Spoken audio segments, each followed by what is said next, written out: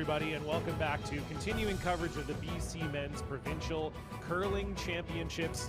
There are 5 men's teams left, and one of these 2 are going to go home. It's the men's C final between Jim Cotter and Sebastian Robillard. John Cullen once again alongside Melissa Saligo.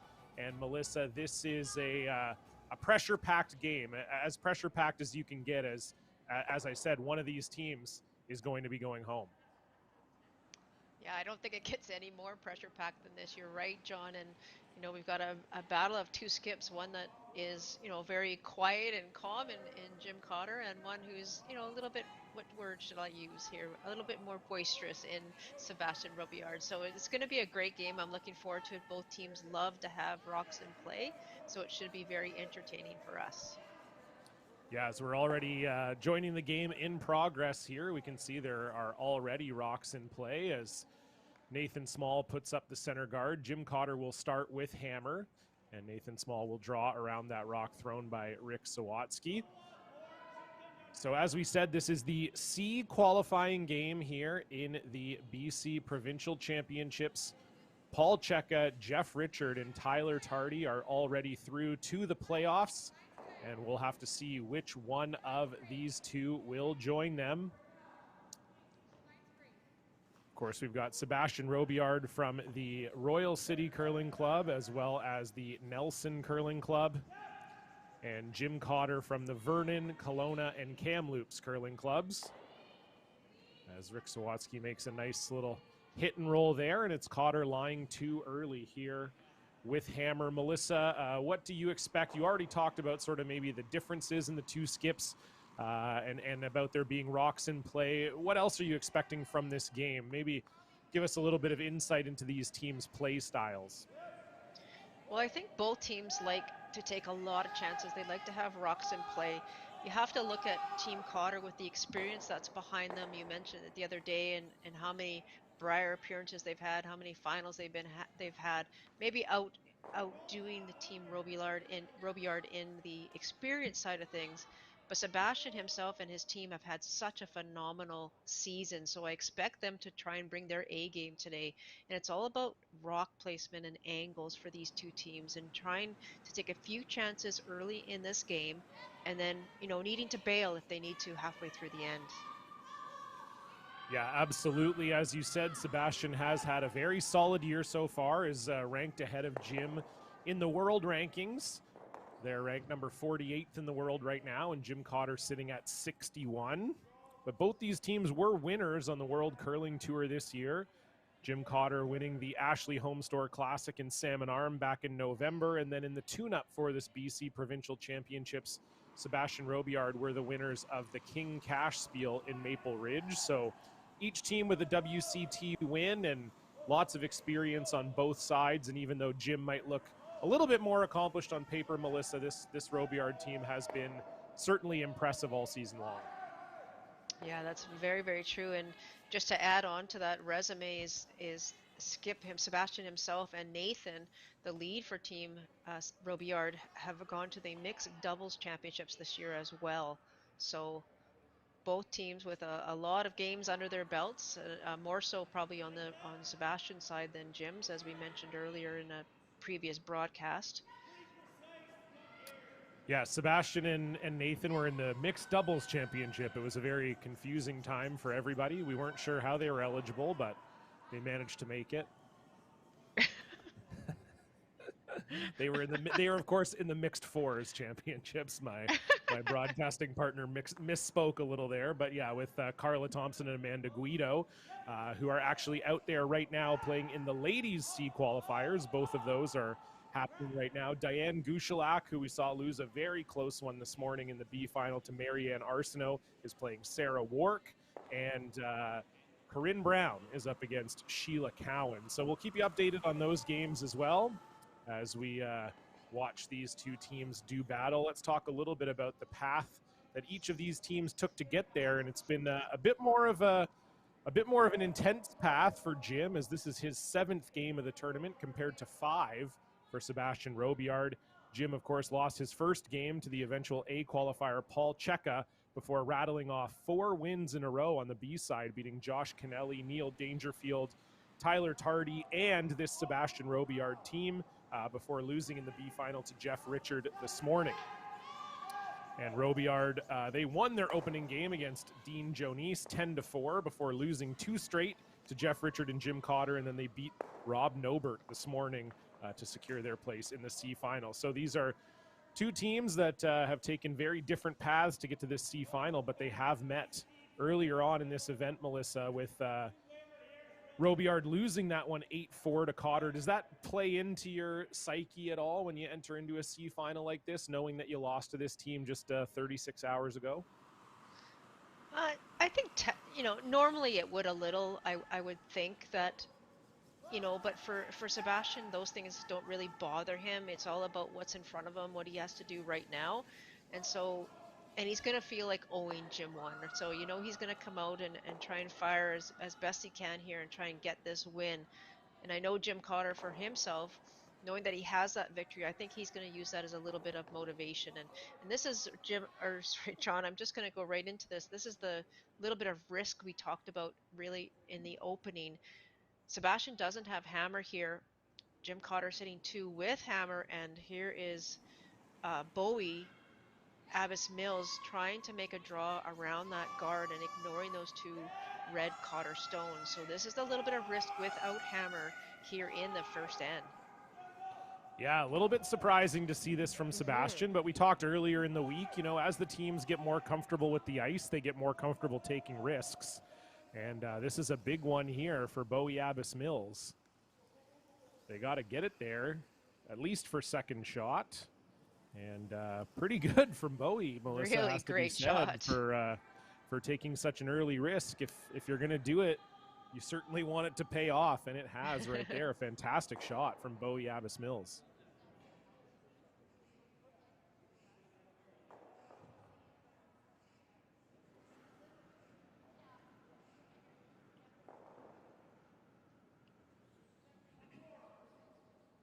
So we get a look at Grant Olson here, of course, playing third for Jim Cotter this week, as they were operating as a 5-man team this year with Tyrell Griffith, but Tyrell is on the bench for the provincials this week as his wife Jill is expecting a baby any minute now, and he's also eagerly anticipating the mixed doubles announcement for Beijing. So he decided to take provincials off this year, and so Grant stepped in, and he's played a few events with Cotter this year, and from what we hear has been a great fit. So an opportunity here for Sebastian, Melissa, that risk may be paid off as Grant comes a little heavy, and now Sebastian will have a chance to make this double and lie too. That's exactly right, and you see that's the difference between a perfect shot and really not a good shot at all for Grant Olson. That foot or 2 feet heavy gives this opportunity now for Sebastian to play the double, as you say, and roll towards that other red stone and split his rocks apart and try to get this force on against Jim Cotter. So first stone here for Sebastian Robillard in the first.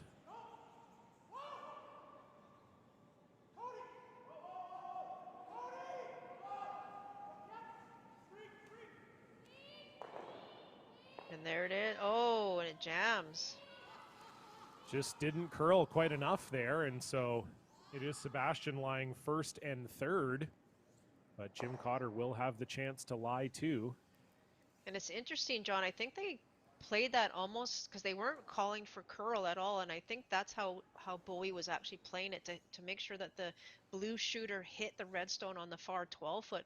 But what they didn't expect to happen was that redstone to jam as much as it did. They thought maybe it would spin out a little farther. So it's still a really good shot by Sebastian for sure, but Jim Cotter, great opportunity here now to lie two, hit and stick to lie two.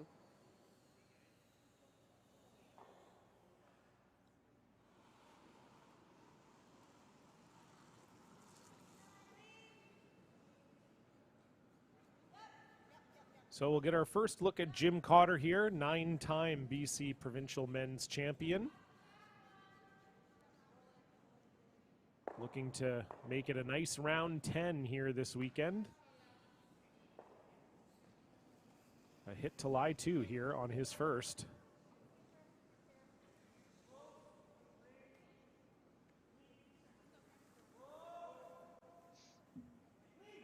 much right now from the brushers.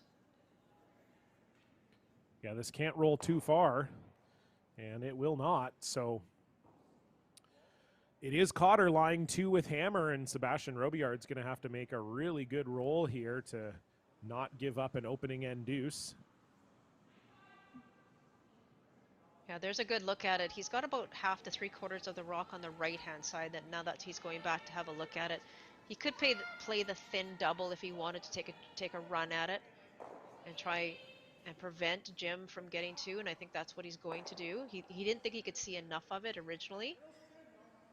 So if he hits about half a stone, he should be able to make this double. Will lose his shooter, of course, but that doesn't matter. He just really wants to prevent Jim from getting a deuce.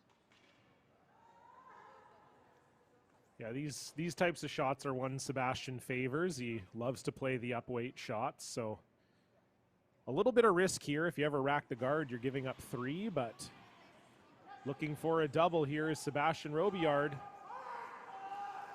Cody Tanaka on it right away. Does he have it? He does not.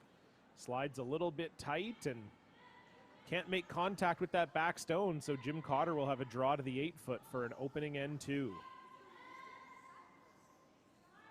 It's always nice when you get to start the game with hammer and you get 2 points in the first end. And a fairly easy 2 at that. Melissa didn't really have to grind for it. Was set up pretty early on and now has the chance to cash in.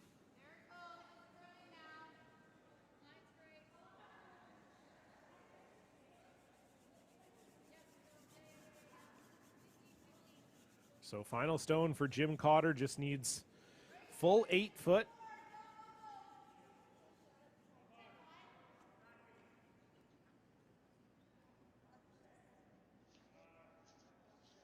Nothing from the sweepers. They're calling back 8. Back 8 would be fine, but it can't go any deeper than that.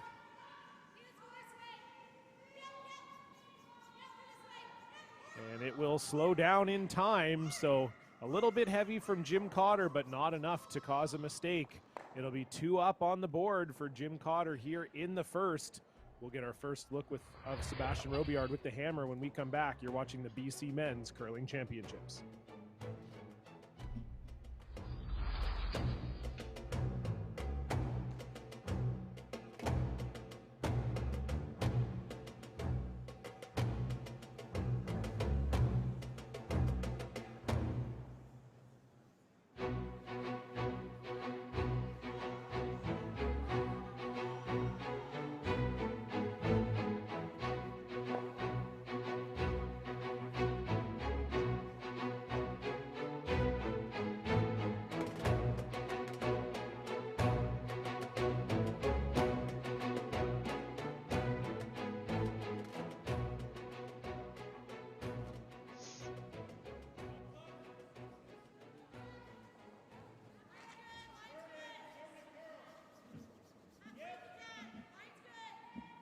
Hello, folks. Welcome back to continuing coverage of the BC Men's Provincial Curling Championships live on Curl BC TV. C qualifier action between Jim Cotter and Sebastian Robillard. John Cullen here alongside Melissa Saligo. And Melissa, certainly if you're Jim, you're coming off that loss in the B final. Certainly nice to get off to a good start with a 2 here in the first. Yeah, that's always a good feeling, as we mentioned, when you have hammer in the first end. It's really nice to put that deuce on the board so early, and Jim Cotter and his team played extremely well, and really just one mistake by Team Robillard in that first end and does allow them to put the 2 up. So right now it's going to be Sebastian and his team putting up the corner guard and trying to find a way to get a 2 right back.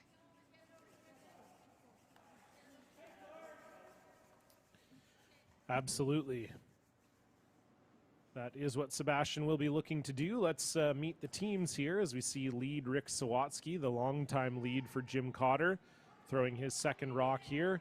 As we said, the Cotter team out of the Vernon, Kelowna, and Kamloops Curling Clubs. Lead Rick Sawatsky, second Andrew Nerpin, third Grant Olson, and skip, of course, is Jim Cotter. And they're up against Team Sebastian Robillard out of the Royal City Curling Club Sebastian Robillard at skip, Bowie Abbas Mills at third, Cody Tanaka at second, and Nathan Small out of Nelson, British Columbia at lead. And of course, Melissa, Bowie is the import player for Sebastian Robillard. He actually calls Ottawa, Ontario home and curls out of the Rideau Curling Club there. He had some success with Sebastian back on the Ontario Curling Tour a few years ago, and Sebastian was able to convince him to come play here in BC. And we've watched them play a few times now, and it certainly seems like that was a good move and a good fit for both of those guys. Oh, I couldn't agree more. They seem to get along well, and Bowie seems to manage Sebastian a little bit and is able to kind of keep him on task. And I think they've been working very, very well together. And of course, it's shown from their success on the tour season. So a nice draw behind the corner guard from Nathan Small. We can see there that's perfectly buried. Jim does think they can get to it though.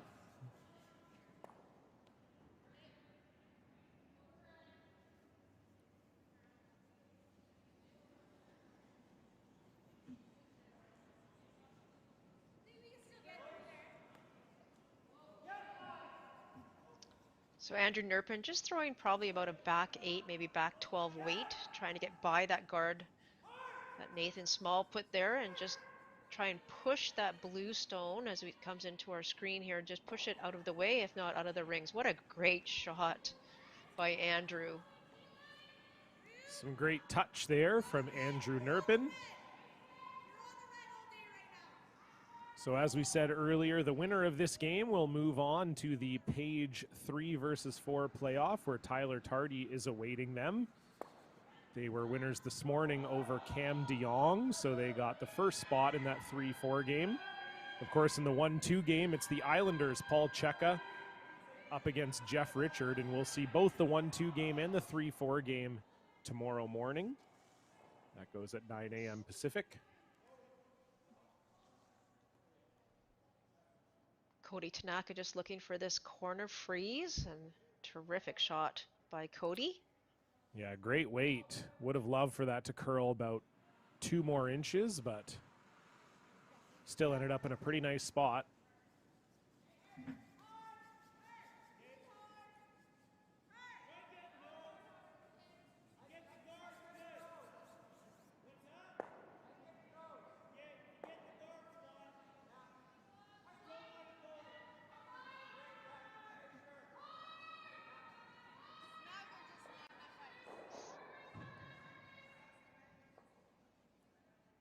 So Andrew Nerpin going to throw a can in here and see if he can dislodge that blue from the red.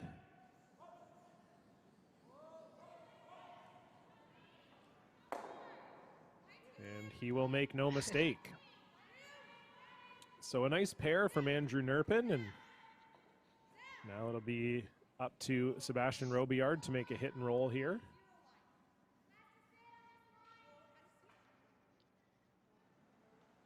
So Cody with his second stone, just as you said, just trying to get that hit and roll in front of that red. They won't be shot, but they really want to get a rock fully buried in front of the red shot stone of Jim Cotter's. So Nathan Small trying to hold this straight. Beauty shot from Cody Tanaka. Shot. Fantastic hit and roll using the red to spin up a little bit, and that is fully buried behind the guard. What a terrific shot. No option here, I think, for Team Cotter, but to play the run back for Grant Olson.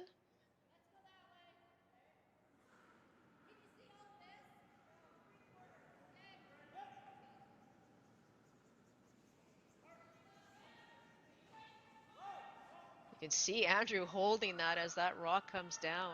Beautiful sweeping. Very close to over sweeping it there, actually. Sometimes we underestimate our own strength, but Grant Olson manages to make everything go away, and now it's an open house for Sebastian Robillard here. He has a couple options, electing to go behind the corner. I think I'm a little bit surprised maybe that he's not going around the other guard, but it's a bit tighter to the rings. I know it's an opposition stone, and that may have something to do with it, but this corner guard is quite a bit high, I think, John. So even if you get it perfectly buried, it may be, it may be accessible. Yeah, for sure. I mean, we saw Nathan Small get his rock perfectly buried, and they were able to remove it. So, yeah, I agree. But I think what you said is true, too. You don't want to necessarily get buried behind that red and give Jim a chance to make a run back. So, unfortunately, with that one going a little bit deep, it should be fairly accessible here for Grant Olson.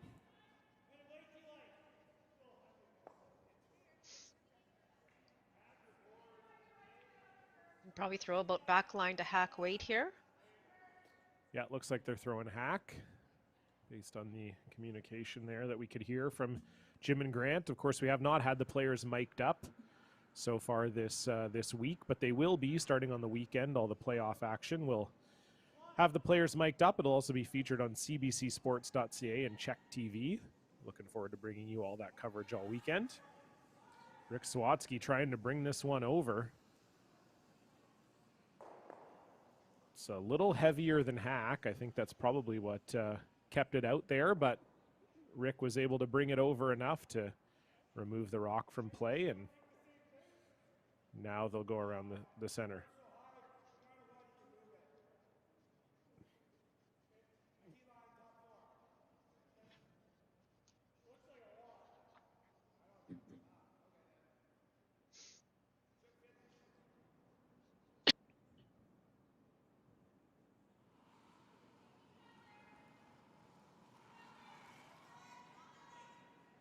Bowie Abbas Mills trying to get behind the center guard here.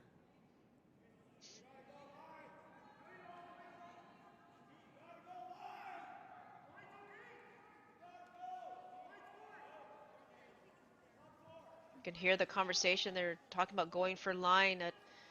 Cody was a little hesitant with the weight, but this looks like it's going to be really good. Trying to get it in for shot rock and fully buried.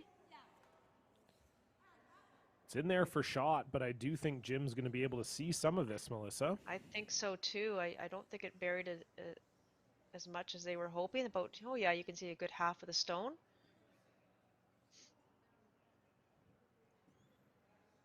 Yeah, with the way this ice is curling, this shouldn't be a problem for Jim with hack or even board here. And if he makes this, Melissa, he'll be lying too, and it's possible that the force will be on.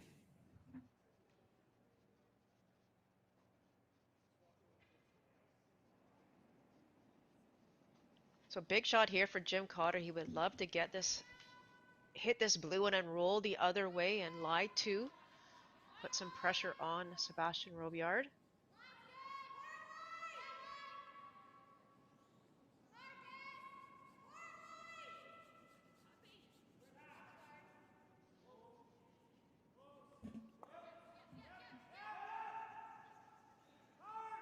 And that is really starting to curl. Can Andrew Nerpin hold it past this guard? He can. What a sweep. Brushing. Really good sweep. That looked like it broke early, but Nerpin was able to hold it. You can see Jim acknowledging the sweep there. Fantastic work from Andrew Nerpin, and it is Jim Cotter lying two without hammer.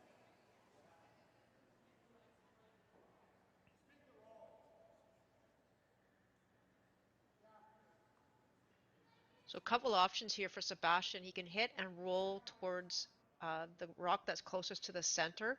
He can also hit and roll the other way and maybe even catch the double. And if he did that, he would keep the blank alive on his last one. So I didn't see which way he indicated, but we'll have a look here. We'll find out. Yeah, all I heard was roll. I didn't hear which direction. So again, the key here is rolling either way. Don't want to nose it. Well, you don't really want to roll that far either. So no, that's second hit in a row from Sebastian we've seen where he's gotten a little bit snug on the release, and it will roll into the open. So Jim will have a nose hit here, Melissa, to force Robillard to one. Yeah, this is a good Good opportunity here for Team Cotter, and he really doesn't need to roll anywhere, to be honest. He could try and roll towards the center line, 8 foot, maybe a piece of the 4, just to put a bit more pressure on Sebastian on his last one. But the key here is to be line 2.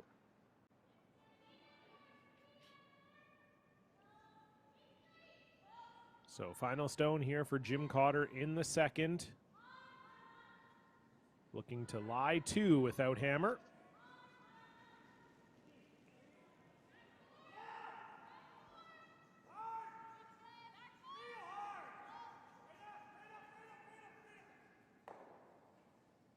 It's got to stick around.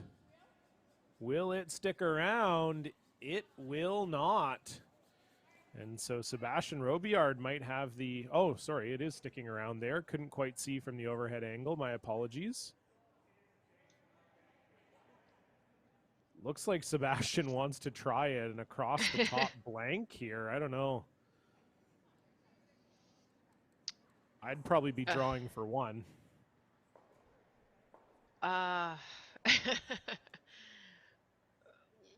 think I might be drawing for 1 too, John. But as you said earlier, Sebastian does like these kind of shots. So, it's all about what the skip sees. And if Sebastian sees this, for sure, let's play it. But it, not as quite straightforward as a straight draw. So final stone for Sebastian Robillard, looking for a tricky blank. Really don't want to give up another one here, that's for sure. And he got it. I heard thin it. Thin double, yeah, thin double and the blank for Sebastian Robillard. Pretty incredible. I don't know that was even the way he was trying to make it. No. But Bowie Abbas Mills calls the audible, and they do get the 0 they were looking for. So Sebastian Robillard will keep the hammer into the third end. We'll continue with that coverage right after this.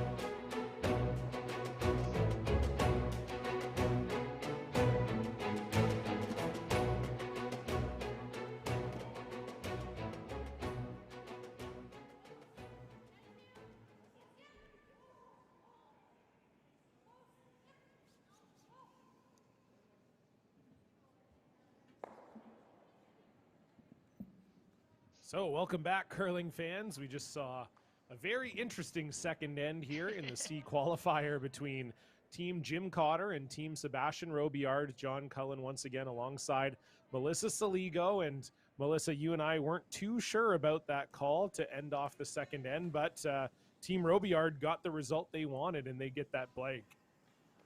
Well, absolutely, they got the result they wanted. And from a coaching perspective, if I would put my coach hat on right now, you always say to your athletes, if you have a choice between a higher percentage shot and a lower percentage shot, and it, I guess if it gave you the same result, that's one thing.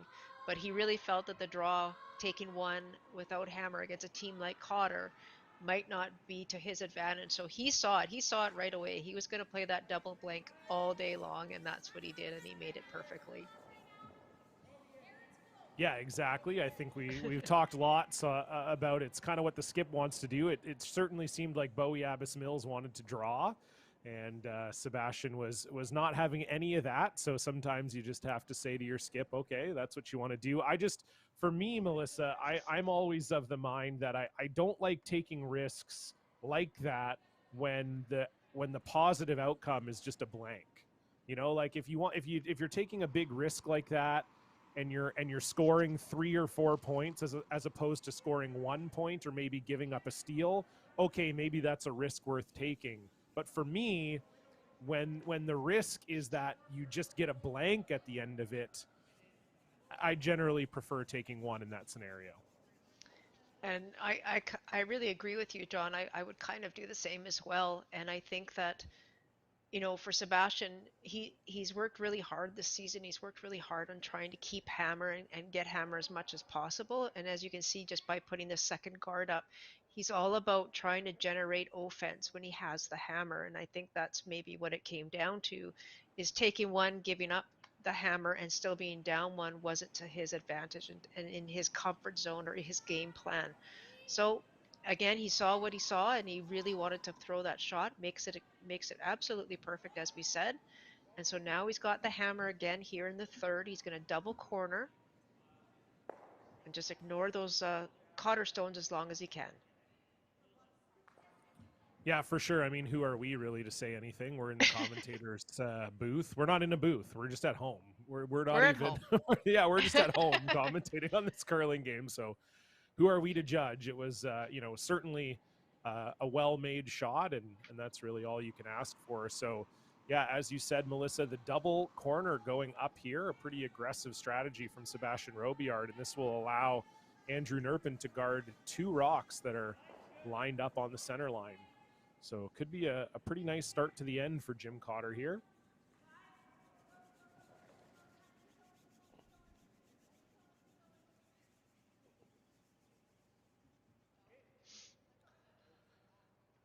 The thing, I have to look at it. You have to decide if you're Sebastian too. Like the placement of those rocks, those corner guards, it makes it very difficult. You can't really, based on the center guard that Jim just threw. Obviously, you can't come with the intern or across the center to get around it, simply because of those rocks are very close to the center, those blue guards. So, I mean, obviously, no option here for Cody Tanaka. He needs to clean off the middle, maybe try and roll to the wing as well. Get things going. That's a It's a great great shot. shot. Really good from Cody Tanaka. Gives them a third blue corner guard and gets the Reds all off of the center line. So great shot from Cody Tanaka. And this Fabulous. is exactly what you want if you have the Hammer, all the play now coming around these corners. Yeah, so Andrew has to be very careful here. This is playing right into Sebastian's hands. He has to make sure this rock is above the tee line. If this ever slips behind the tee line, it's back into the advantage of Sebastian Robillard. So great calls there. Great strategy. Obviously, it's with some risk, but Sebastian, as we've seen so far in the first couple events, he's all about taking some risks and trying to get things going. And this is a lovely shot by Andrew. Yeah, Andrew Nerpin is on one so far this game. Hasn't missed a shot, and he's made all the shots too. He's made some peels, he's made some quiet hits, and now making a fantastic draw. So showing all the tricks in his bag here so far is Andrew Nerpin. And his sweeping, don't forget that. Of course, yeah, that's Oh, wow. that almost goes without saying. He's made a few shots for Jim in this early going. So now it's up to Cody Tanaka, and this is that risk reward strategy, Melissa. When you put those two corner guards up, you know you're going to have to make some tough shots to generate some points. And here's another one for Cody. And that will sorry, just go right by the red. It did hit the other red, John. Looks like it pushed it to the back of the 12-foot. Yes, I just meant it didn't get it out. So yeah, Oh, exactly. Yes. The two reds still there for Jim Cotter, and it rolls to kind of a center guard. So an opportunity here for Jim Cotter to use it.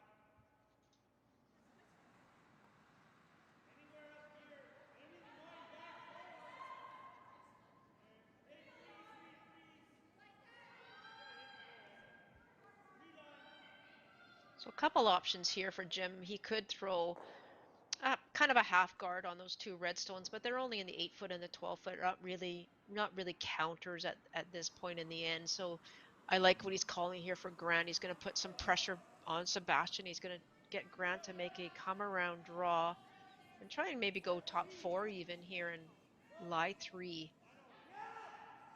And then Sebastian's going to have to do some cleanup, I think. It's got to get by. Oh. I think that got by just about a Scotty's tissue paper in between those two rocks.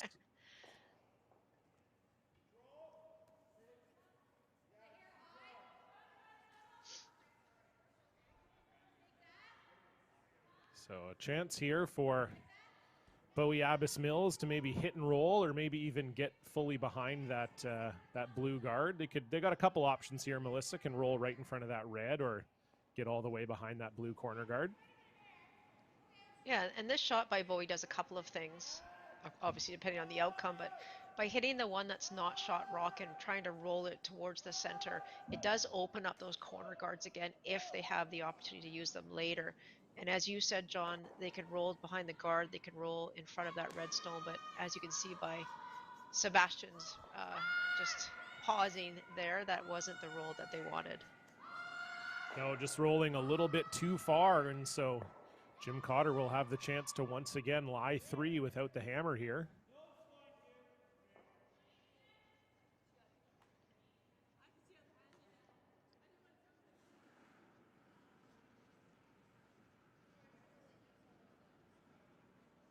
The one thing I think for Sebastian's team is you really can't give Team Cotter an inch. They are so good, and if they get the momentum and they get start making some shots, they're just really hard to stop. So it's important for Sebastian Robillard and his team to really try and push the envelope and put their rocks in the right place and try and put some pressure on Team Cotter.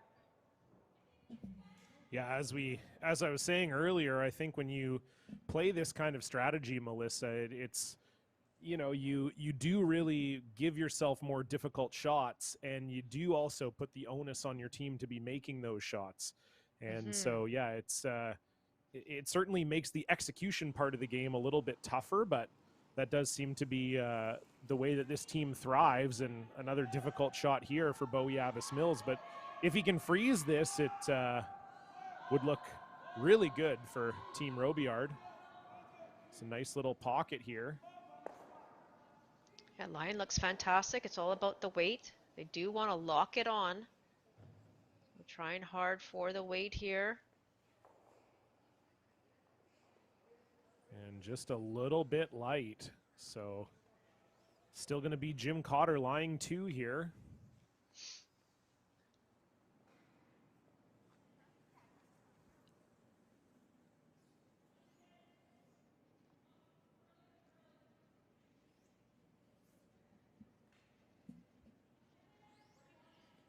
I think Jim's throwing the guard, I would imagine.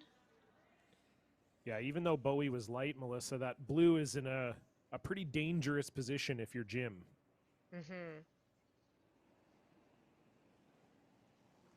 Both of those blues, really, he can run the blue guard in. He can raise the one that was just thrown by Bowie. So important here for Jim now to place this rock, maybe covering half of each of those blue stones on that side.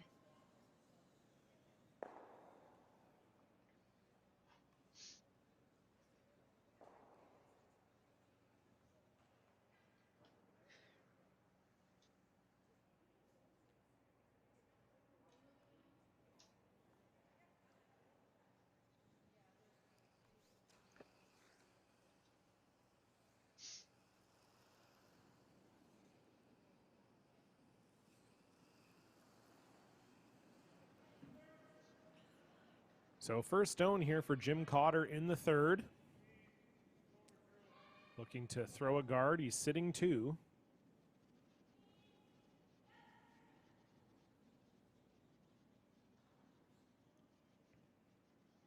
And they want this one to stop. I think that's going to accomplish it. Looks like it's covering half of the guard. There we go. That'll do it. Yep. So Sebastian will have no choice but to come up and peel it. And he's talking about hitting the red stone, half to 3/4 on the center line side, running it back on the blue and running that blue guard in to the pile. That was the first call they looked at.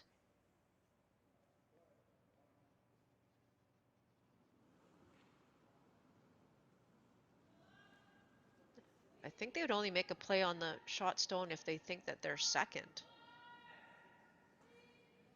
And Jim Cotter was pretty sure that he thought he was second. So Yeah, we can't always tell from our overhead angle, but it looks to me like it's red. I'm not sure sure, but does. Yeah, it does look red.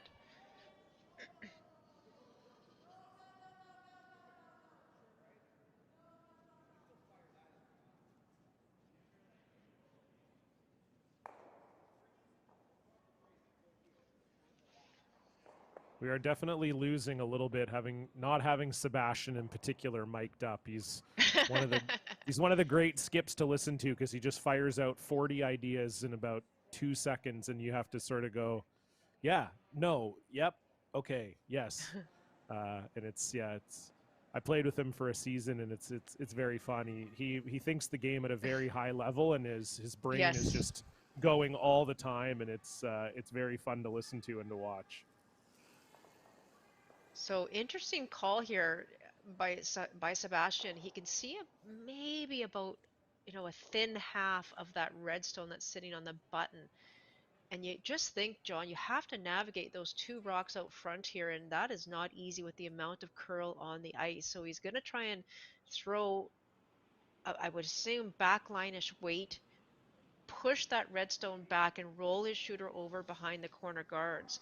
And he's hoping that he'll have access to the other redstone on his second shot to maybe get a multiple point end. So Cody Tanaka all over this out of the hand. Can he hold it straight? He can't. So I know this was a plan B that they were talking about, but that might have left Jim Cotter with a double here. I'm not sure.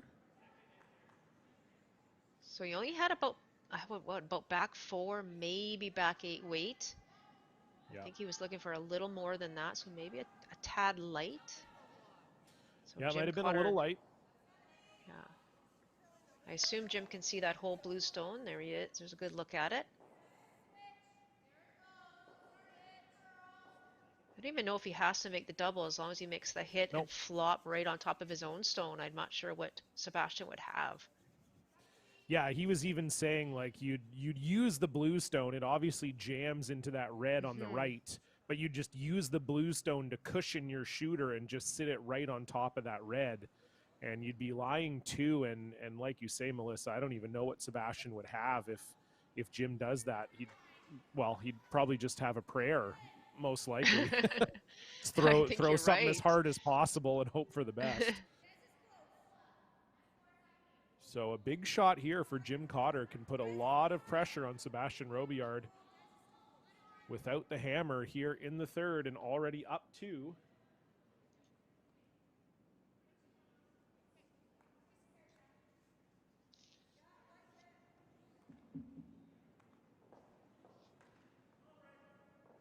Looking for a hit and roll.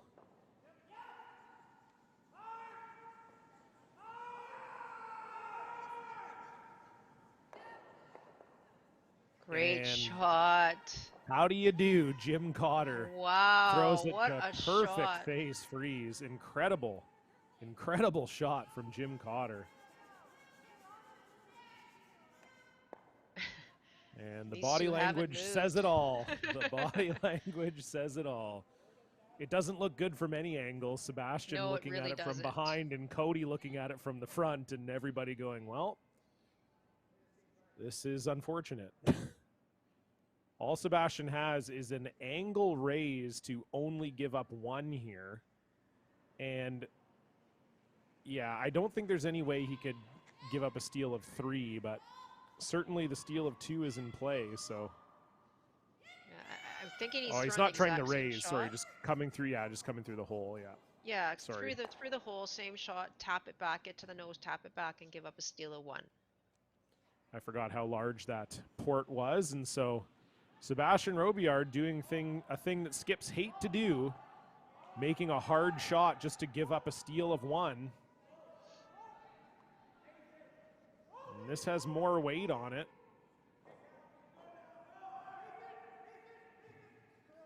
As long as it's by the guard, he should be okay. It's got to hang around, though. It's got to hang around, and it will. So it's a steal of 1 for Jim Cotter. And he will take a 3-0 lead into the fourth end. Sebastian Robillard will maintain the hammer. You're watching the BC Men's Provincials live on Curl BC TV.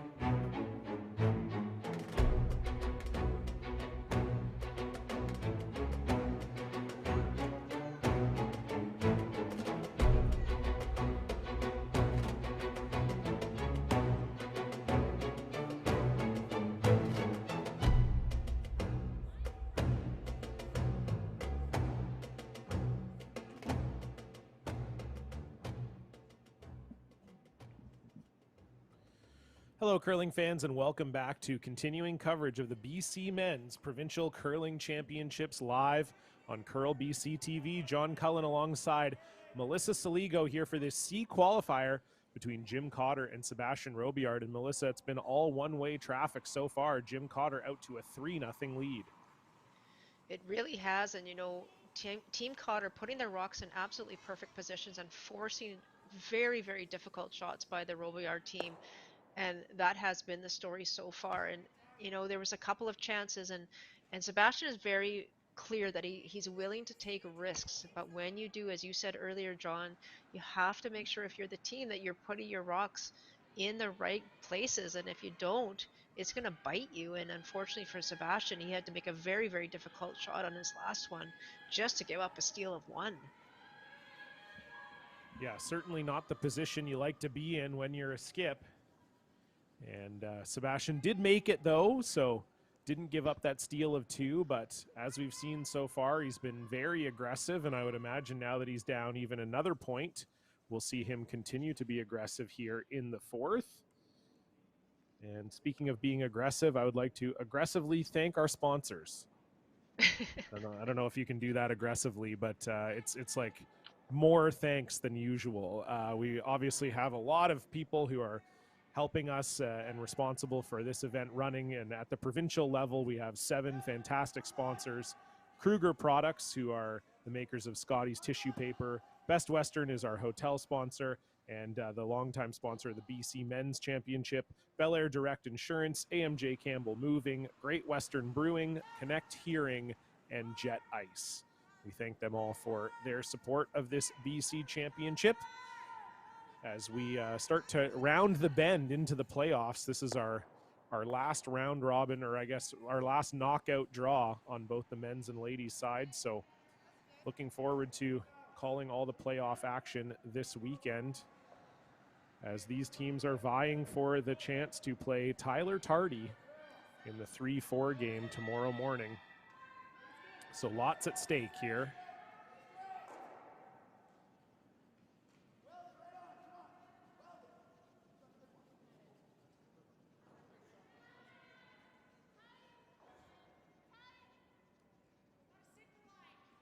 Nice shot there.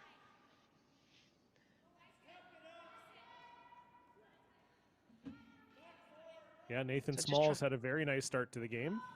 He really has, and just trying a bit of a different tactic for Sebastian. They threw up the corner guard. Normally we would see them come around the corner, but that great shot there by Nathan Small to play the freeze on the red Cotter stone on the center line. Yeah, the way that the lead stones for Team Cotter sort of lined up there, the corner freeze makes it so that that blue just automatically jams on the red. So good recognition of that by Sebastian and good shot making by Nathan Small to put that in the right spot. And that will over curl a little bit on Jim. And so now an opportunity here for Robillard to maybe get a little bit better of a setup than we've seen in the past few ends, Melissa. That's right. This is about, again, he's changed the tactics. So this is about creating the right angles for yourself. And for Cody Tanaka now, excuse me, just trying to get a slight angle on his blue stone so that it cannot be removed if Jim were to take a pass at it. So Really important not to move things around too much, but simply just to freeze right on the edge of that 12-foot or that rock. But it looks like it might be over curling, I think. Yeah, they were looking to Plan put that right on the B corner of their own. Yeah. ish, plan B ish. Ish, yeah. I mean, I Ish. don't think Cotter can get rid of both blues, so it's a plan B in that sense. But yeah, certainly not where Cody Tanaka would have wanted that to end up. So yeah, as I said, I don't think there's a double there for Jim unless you do that, but that's not easy. The really skinny double. Would you ever guard here, Melissa? I think if you're Jim Cotter, you don't really want to guard, and especially if you have someone like Andrew Nerpin throwing this stone, you know he can throw the high hard one. You know he can get some rocks moving, and that's why he's down there having a look. You know, do you ever just maybe try and even hit the one that was just thrown by Cody? Just hit that clean? I don't know. I don't think you can actually. No, It's no. gonna You'd peel the have guard to, maybe. yeah. I think your only option with the ones in the house is you just nose the one that's right on the center line, or rather hit it just off nose and through the Hmm. hole. And I don't know how much that helps you. So Jim Cotter thinking that this guard might be the problem rock here, Melissa. So they're going to get rid of it.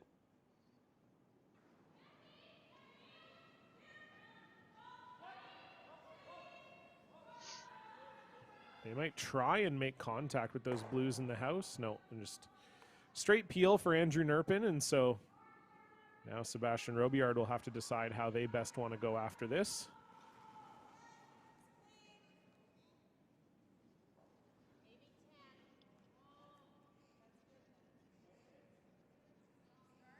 So you have to think, John, that the setup right now as it is, obviously Jim didn't think there was a lot he could do with it. That's why he elected to peel the corner guard. So Sebastian has to be very careful as to how much he moves the stones around. I know we've talked in the past. Obviously, you don't like to group your stones either. So he needs to figure out a way where to really put this other rock. I don't didn't really see the call if they're looking at tapping something back, maybe splitting them a bit. No, I think they were actually just hoping to do almost exactly the same shot that Cody just threw. I mean, not where it ended up, but the call of the previous shot, where they just want to freeze on the corner of the blue one on the center line, so that if Jim were to run it, it just goes directly back onto his shot stone. So Okay. I think that's the plan here, just to once again try and win the battle of the angles here. And you know, I know that he just threw this on his first one, but sometimes you might even look at by virtue of the thrower, it looks like the angle's easier. It's easier to throw it with the other turn, but this looks a little closer on Cody's shot here. Yeah, Uh, unfortunately, it just moved that I think blue so. stone enough that Jim can probably double these two off. He I might think so lose as that well. red. He might lose that red on the right as we're, or sorry, on the left, the far left as we're looking at it, but would get rid of both blues. So I think Jim would take that trade off. It's always a good direction. Throw it hard. Yeah, I think we'll see both of these blues gone here in a second.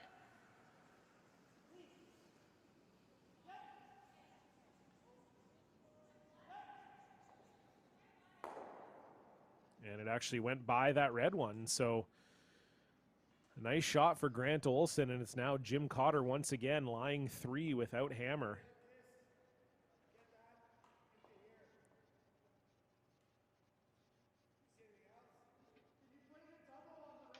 That was a great shot by Grant. Yeah, making the double, sitting right there. And once again, Bowie Abbas Mills finding himself under some pressure here. Not unlike another Bowie that we know. David Bowie. Under pressure. Get it? Got it. Got it. That was a bit of a thinker. Or maybe just not a very good joke. I'm not even gonna answer that. I don't. That's a choose your own adventure. the viewer can decide. So Bowie Abbas Mills making a very nice double and roll there.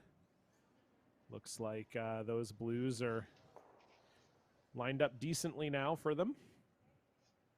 Still Cotter lying 2, but both the shot rocks are in the front of the house.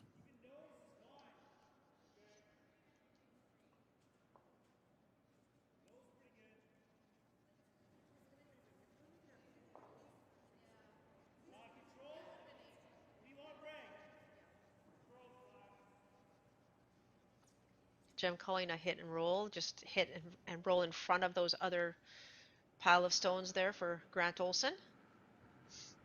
The double's not really available, so just a hit and flop.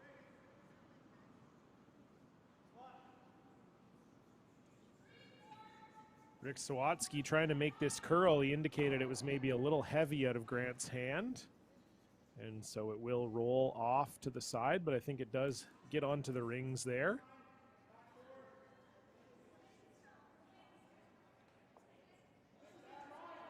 The one nice thing for Robillard here, Melissa, is that all those stones are staggered in such a way that if Bowie Abbas Mills can bury this one behind, Jim Cotter's not really going to have any way of getting to it other than drawing. Exactly. And the thing too is they want to make sure that it doesn't over bury, because they will hope to have a chance to play on that blue red later if the opportunity presents itself. So for Bowie right now, well, the brushers haven't put a broom down to it, but he would really like to be about back 4 here. Sorry, John, I think I'm going to start losing my voice. It's okay. You're a commentator. You don't need that, right? Of course not. And a really nice shot there from Bowie Nice. Abbas Mills. Completely loses it behind those 3 stones, and now Jim Cotter's going to have to make a really good draw. Follow Bowie down here.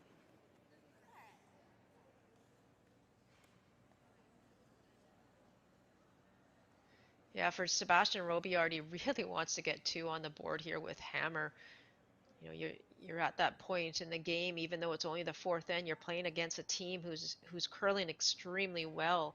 So by only getting 1, it's really not going to help you with things to come by giving up or getting 1 and giving up hammer. So really important here to try and find a way to score 2. So big shot here for Jim Cotter with his first here in the 4th. He's already up 3, but needs to make a really good freeze here.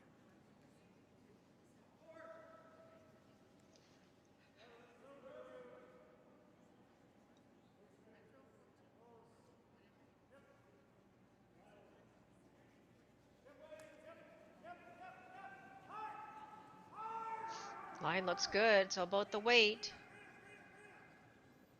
Will it get there? It will not. So a great attempt from Jim Cotter, but it is Sebastian Robillard lying 1 here.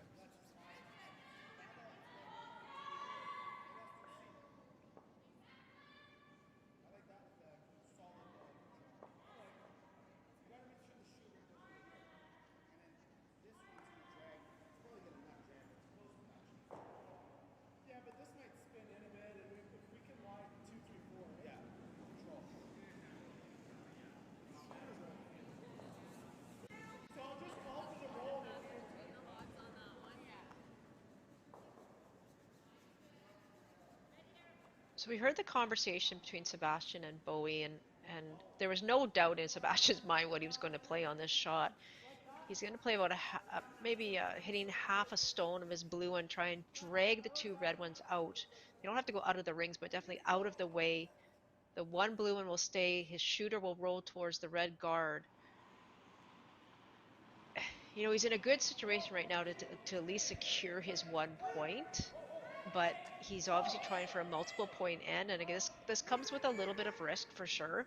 You're opening up your shot stone really, and number 2, you really need to keep the shooter in play. Oh boy. Yeah, I don't think that helped a whole lot. I don't think so. I don't think so. Yeah, you had to save your shooter there. That was the key for Sebastian Robillard. Just hit that on a little bit on the outside of the rock, and so he is still lying one, but Jim Cotter might have another path to a steal here potentially.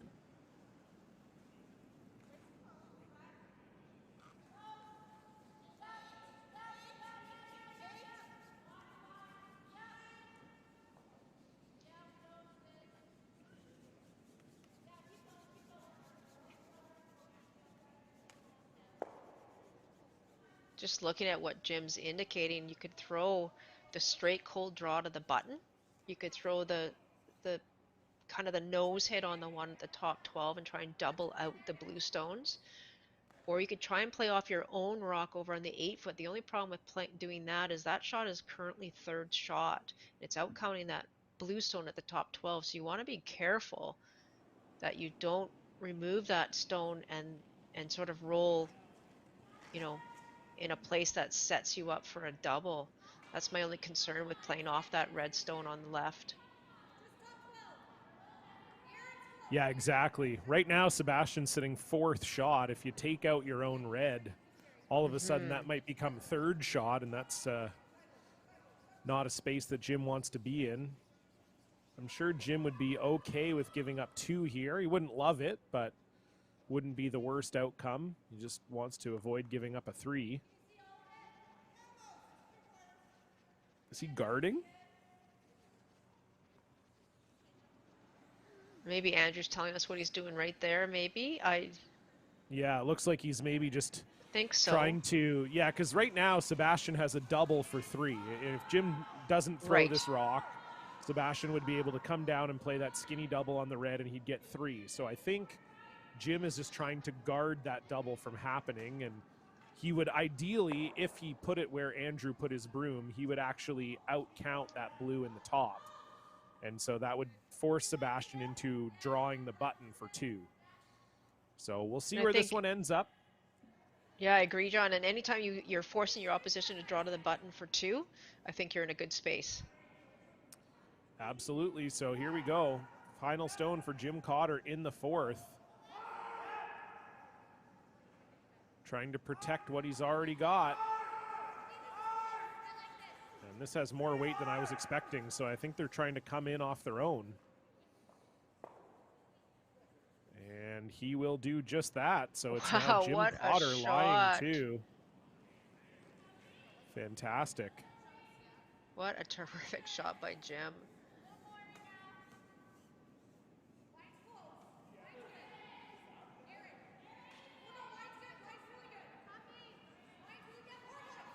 Yeah, the way Andrew led us astray, let's say that, John. He pointed to the top 8. I refuse to take blame. I refuse to take blame for that. I do too. Yeah. But yeah, I know that Jim originally, that was the shot he had originally called. And then it seemed like they had maybe changed their mind. So I wasn't entirely sure what they were doing there. But yeah, that's certainly ended up with a very positive result here, as Sebastian is now, I think, running in the rock from the top 12 and trying to make a triple here, Melissa. I'm not even sure the triple's there. He definitely wants to make the double. A run back double. I'm not sure how you get that 3rd stone out. Yeah, I don't either. Because you'd have to hit the inside. Yeah. I think this is just a score 1 here, to be honest.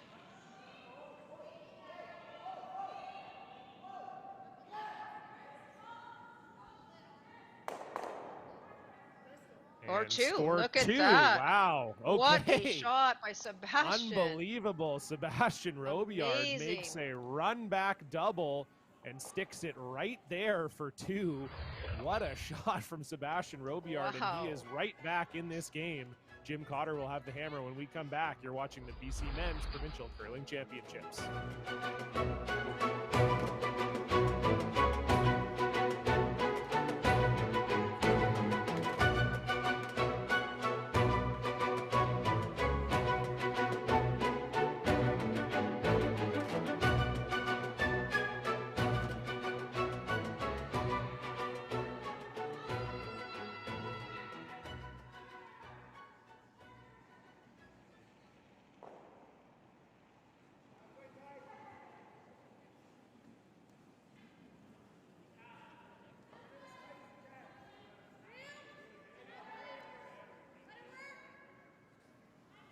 Welcome back, folks, to continuing coverage of the BC Men's Provincial Curling Championships. You're watching the C qualifier between Team Robillard and Team Cotter. And a phenomenal shot, Melissa, to end off that fourth end from Sebastian and get them right back in the game. Oh, that was tremendous. And I think you both of you and I agreed that if he hit it right on the nose, he could double him, not touch the one at the back. But I didn't think it would outcount the one on the right, and it sure did. And what a just a fabulous shot by Sebastian, and get himself and his team back in this game. Yeah, phenomenal shot making. I said off the start, he loves to play those big weight shots and those kind of tricky run backs and stuff. And, you know, he had missed a couple before that, but it pays off there. And now they're only down one here to Team Cotter, who up to that point was dominating the game. So fantastic shot from Robillard, and we'll see if they can build on it here in the fifth.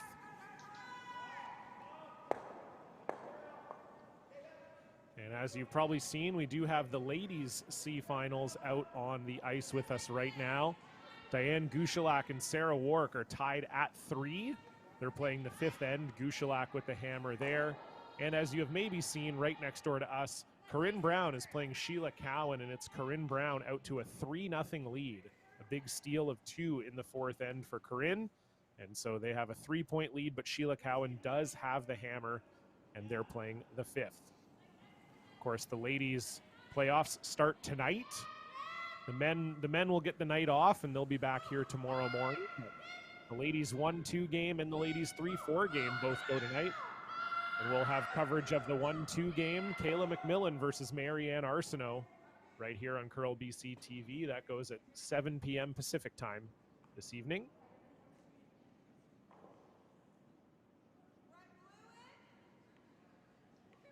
Just back to this, Nathan Small on his second shot there, you can just see it on the perfectly on the button, was maybe about a couple inches heavy, but it was in a pretty good position. That Team Cotter was just trying to throw maybe a back button, back 4 weight, and it just didn't quite curl enough. And you can see the result there, just hangs it out, blue still shot stone. And I think Sebastian, he's either going to ask Cody to come in right on top of that blue stone, or he'll throw the guard. And if I know Sebastian, which, well, John, you and I were joking in the break about the fact that we're making some wrong guesses here. So I'm going to say he's coming in. That's what I'm going to say. Yeah, I don't know what's happening here. I don't know if we lost our minds or something in the gap between games. But yeah, it's hard when the players are not mic'd up. We're sort of just left with the cues that we see out on the ice to try and make a guess as to what they're throwing. And unfortunately, much like some of the cues my fiance tries to give me, I'm misreading them horribly.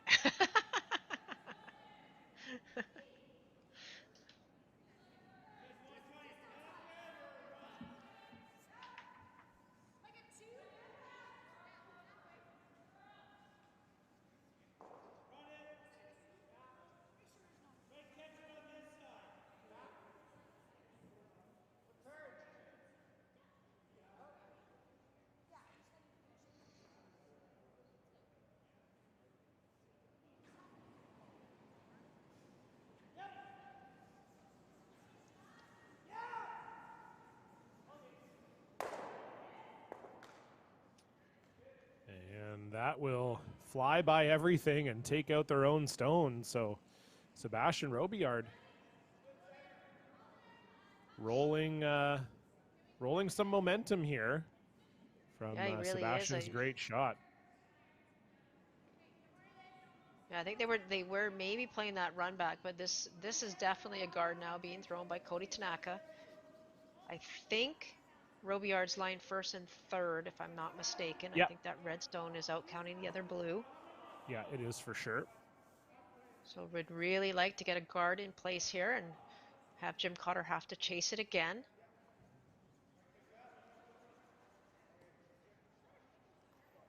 That one's really, really high.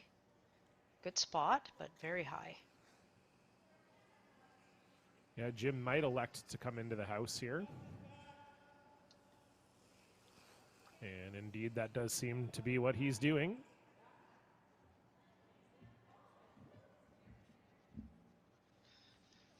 if Cody's guard is about 5 feet heavier, this shot is not there for Andrew Nerpin.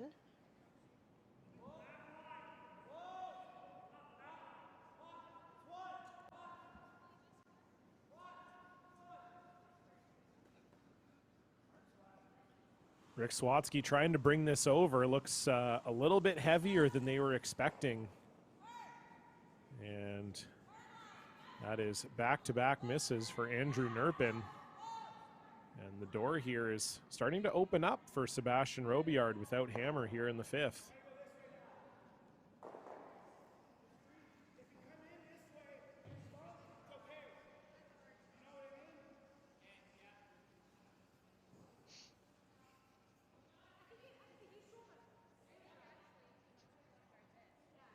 So Bowie being asked now to play the corner freeze, the other side, the other turn this time.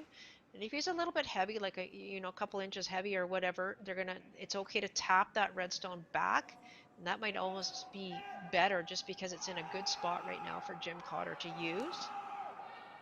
So I think they're going hard here for line. Got to get it by this center guard. That's job number 1.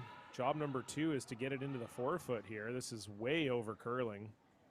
Wow, just light. Yep, but not in a bad spot though. Kind of acts as a little in-house guard.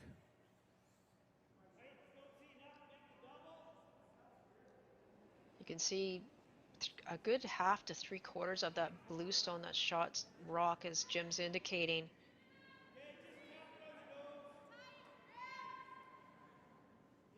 Unfortunately for that shot of Bowie's, John, it actually overcurled. It would have been a great in-house guard if it was about a foot to our left right now. Yeah, I couldn't see the angle exactly, and I didn't realize that Jim could see so much of this blue on the other side. I think I was mostly thinking of it was guarding the red, which was more important. But yeah, as we can see here, you can see about half of that blue, so Grant Olson going to go chasing for it here. And again, flirting with the center guard here. Can they get it around it? They will. Wow. Can they get around the in-house guard? They will. Do they get by their own? They do not. And My so goodness. now, yeah, just again, a little bit tight for Grant Olson, and the door keeps opening here for Sebastian Robillard. They're calling a timeout. Okay, so gonna have a little team discussion here. We might be able to hear them. Sebastian's pretty loud, so we'll try and listen in here.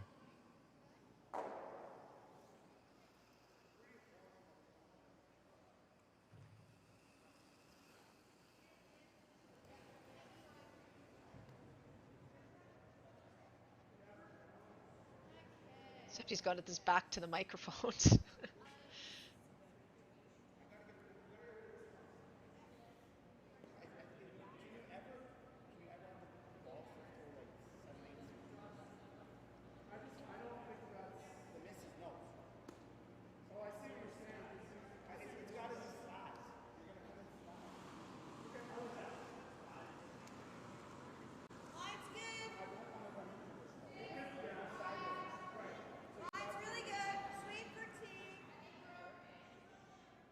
So Matt McCready, the 5th, has made his way out, and Sebastian just having a quick chat with him as well. Options here, John, are to freeze onto your blue stone that's on the button. You have to make sure that you put it in a perfect spot, and you don't want to set up a double. They have the hit and roll, which is the one I think they're looking at right now on the left-hand rock, the left-hand red rock. Yeah, listening to Sebastian, he seems to think that that red rock on the left, as we're looking at it, is the problem, and that they need to get rid of that one, whatever it is that they do. Although now it seems like they're maybe just considering a straight draw.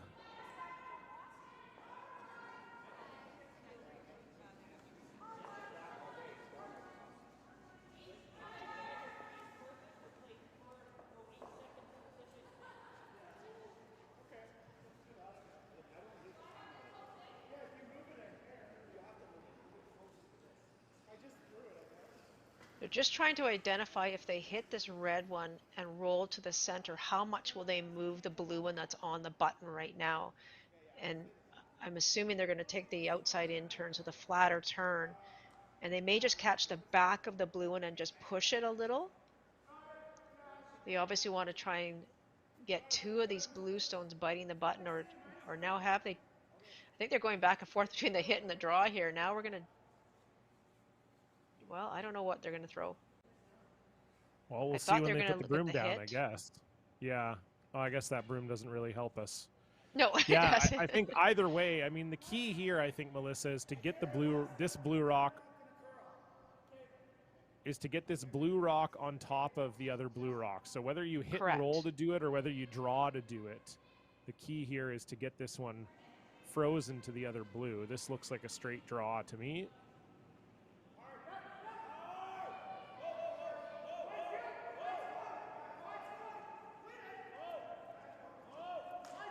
I've seen the last 2 rocks curl quite a bit in this spot, so Cody Tanaka just being very, very aware.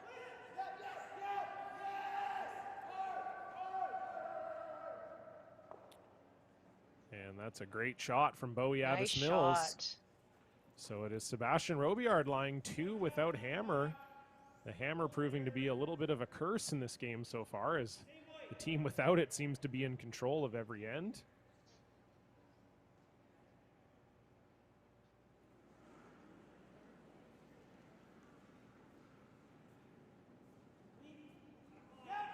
So Grant Olson just looking to poke this Abbas Mills stone out the back here through the small hole.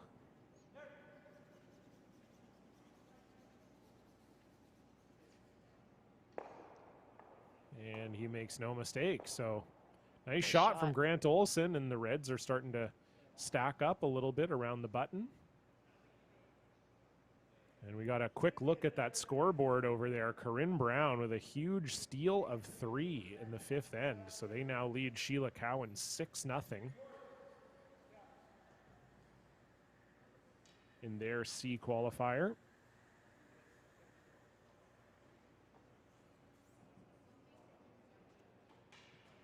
So Sebastian looking to throw some heat on this, John. He's trying to get 3/4 low side, so center line side, maybe double out the Reds on the right. And I think he has to be very careful as to where his shooter rolls, however.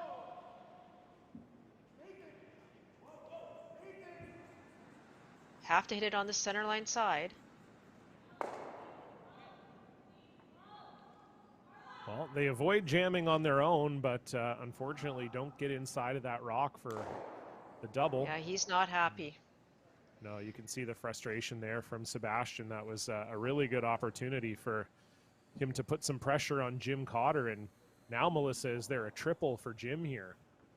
I think there could be. I do. And yeah, that's, Sebastian's obviously not happy with that. He really had a chance here to put a ton of pressure on Jim, and I think there is a triple. I think he can get all of these blue stones moving, and Sebastian will be in a huge heap of trouble.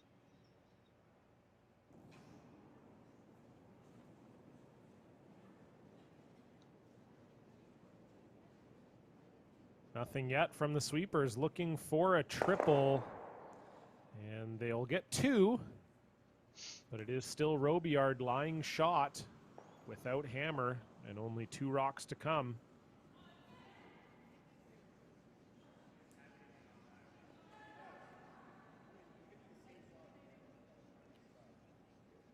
So decision time here for Sebastian. You have to decide. You're sitting shot, so you're sitting 1st, 4th, and 5th, I believe. So you have to decide, is it worth leaving one of those red stones in there and trying to come in again to top button? They've thrown that shot a couple of times, and if you make it, it's fantastic. But do you really leave? Yeah, I really like this better. I think the hit and roll in. Just get rid of one of those red ones, and then the max that Jim could ever get is 2. Do you like this better, John, than the draw? I do too. Yeah, I do too. I think you, especially when you're already down 1, you're halfway through the game, you can't give up 3 here. You give up 2, you're still in it. I mean, it's still not great either, but you're still in it. And especially because you can still make this hit and make the best shot. If you make the hit and you roll it perfectly, you're still looking like you're going to steal. So I certainly prefer this option, that's for sure. Just wondering what weight he's throwing here. Looks like a control. Okay. I didn't want to throw any more than that because you got to have some action It's on more here. than that. Oh, it is too. Closer to normal. Got to get a roll. A chance here. And you can hear the frustration again from Sebastian. Just doesn't quite get the roll. No. And so Jim Cotter will have pretty much an automatic double here for 2. And you know, it was a good shot by Sebastian, but John, I just question the weight. I question why you don't throw that control weight. Allow your sweeper some opportunity to manage the stone and get some curl out of that. It's really hard to get curl when you're throwing that normal weight. There were lots of places for him to roll to as well. Yeah, exactly. You know, the roll didn't have to be made perfectly. So, yeah, I would have liked to see a little bit less, but in any case, Jim Cotter looking to capitalize here. He's been in trouble all end, but now has a chance to make a hit for 2. Andrew Nerpin all over this. We've seen rocks curl in this spot. Can they hold it? Nice shot. They can. Again, a fantastic sweep from Andrew Nerpin, keeping it alive for Jim Cotter, and they will put 2 on the board. So we'll head into the 5th end break. It's a 3-point lead for Jim Cotter, 5-2.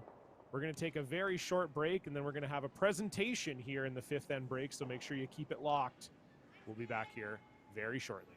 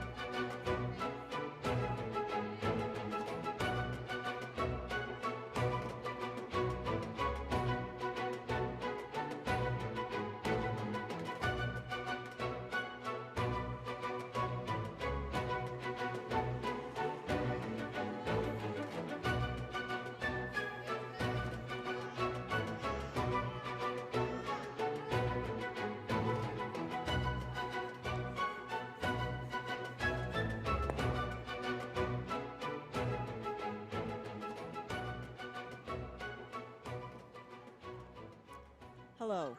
The spirit of curling is defined by sportsmanship.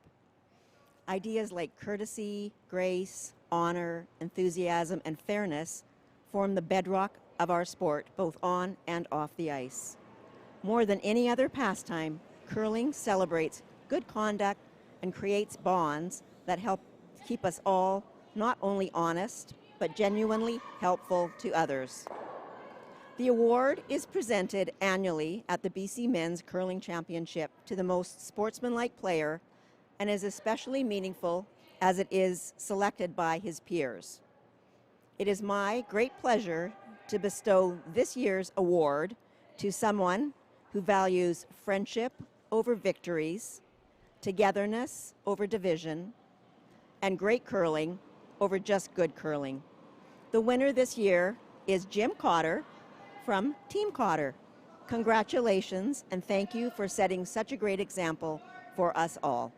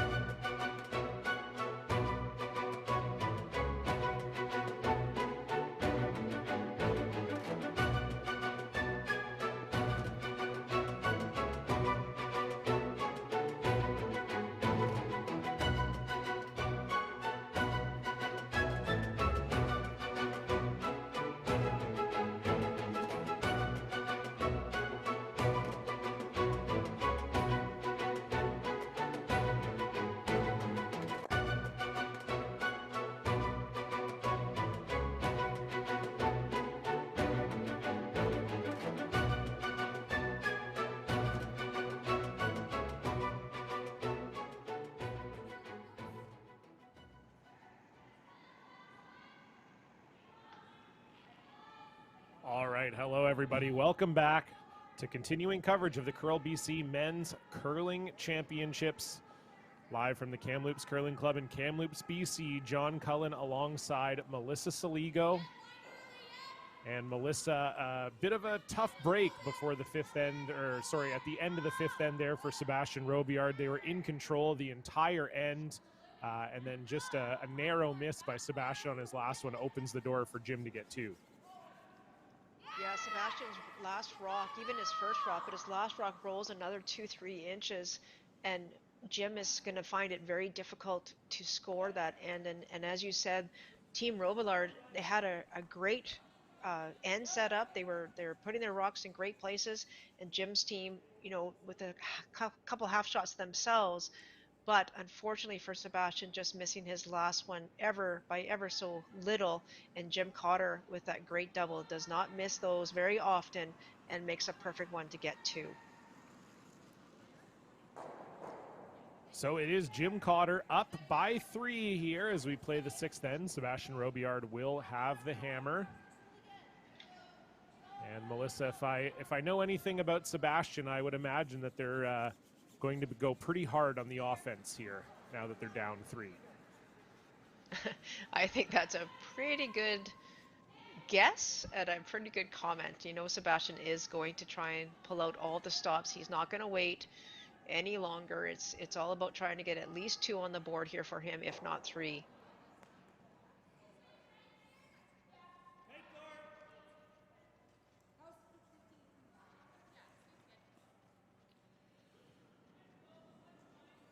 So big end here for Team Robillard to see if they can get back in this game. Of course, Jim Cotter jumped out to an early 3-0 lead and hasn't looked back. The winner of this game, of course, will move on to face Tyler Tardy in the men's 3 versus 4 game. That game goes tomorrow morning at 9 a.m. Pacific. All the weekend action will be live on cbcsports.ca and Check TV. We're looking forward to that. Myself and Melissa will be here on the call, and we'll also have an in-studio team that will be bringing you some expert analysis, and it's just going to be a great weekend of curling that we're very excited for, and also excited for the BC Scotties playoffs to get underway tonight. That's our evening matchup tonight at 7 p.m. We're going to watch the women's 1 versus 2 Page playoff game. Marianne Arsenault taking on Kayla McMillan in a rematch of the A final, which Kayla McMillan won. So that should be a dandy, and it's going to be, as we say, a great weekend of curling. Looking forward to calling all of the action for you here. As we see Cody Tanaka making a nice little, I don't even know what you call that, pushback, raise. Tap? Tap, yeah. Tap, push. And So as you Andrew can see Nerpin's with, Go yeah, ahead. sorry, John. Again, we're in sync, I'm telling you. With this peel, though, this is all about Jim Cotter just trying to keep it as simple as possible, keep it as open as possible. He would be totally okay if Sebastian got to this end. He doesn't want to give up two, obviously. He's a bit stingy, but he's be happy to give up two and have the lead and the hammer in the 7th end. So it's just about playing a little bit more cautious, a little bit more defense, and just not taking any unnecessary risk for Team Cotter. Yeah, absolutely. We've seen it before. We saw it last night, and we talked about it last night when Jim played Tyler Tardy in the B semifinal. They're very good at playing with a lead. Is Team Cotter just great hitting team, and Jim so much experience and so good at managing a game that, yeah, they're a patient team, and they're one that's tough to come back on, and that's no doubt going to be in the minds of Team Robillard as well, as they look to find their way back into this game.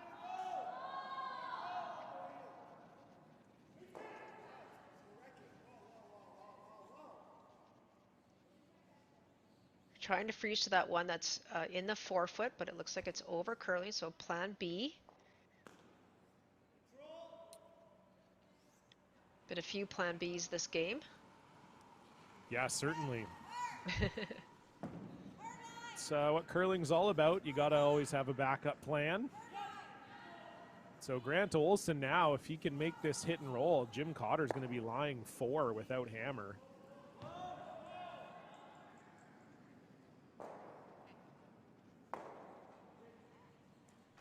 And he will indeed make it. So it is Cotter lying 4 without hammer, and this shot from Bowie Abbas Mills, very critical.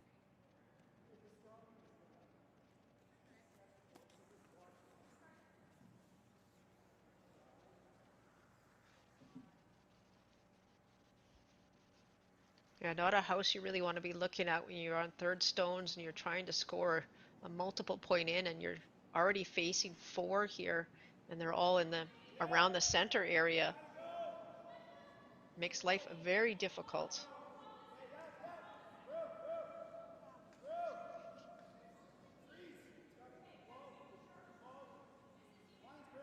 So big freeze here for Abbas Mills.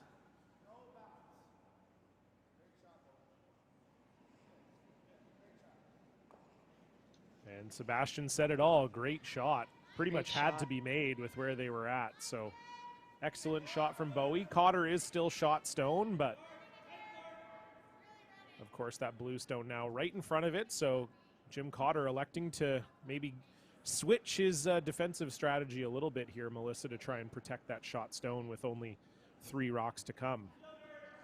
Yeah, that's exactly what he's doing. He knows that it's going to take at least 2 rocks for Team Robillard to make any damage in the ring. So why not throw up a guard here? And as you said, they only have 3 rocks left on the blue side. So let them waste a couple trying to figure out how they're going to score here and score multiple point ends. So this is a good call. I think it did over curl. Yeah, He was maybe trying to guard a little bit more to the other way.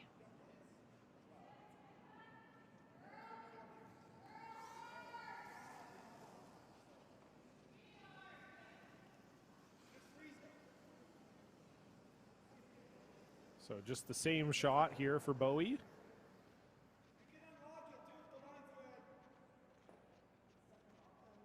Yeah, I like Here that comment from Sebastian there. Yeah. Sorry, John. It is No, about no, unlocking we're it. in sync. We are, we are. Like, I think if you just freeze it and Jim throws up another guard, a better guard on that side of the ice, I'm not sure what you have. So I'm thinking if the line is good, you do really want to try and move that redstone back even 4 or 5 inches just to try and create a space there.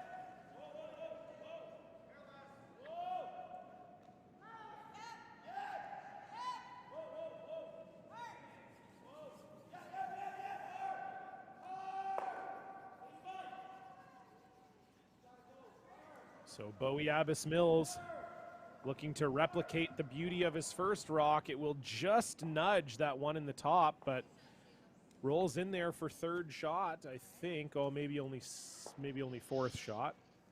Hard to tell, but I think Jim's just going to be guarding this one again, Melissa. I think so.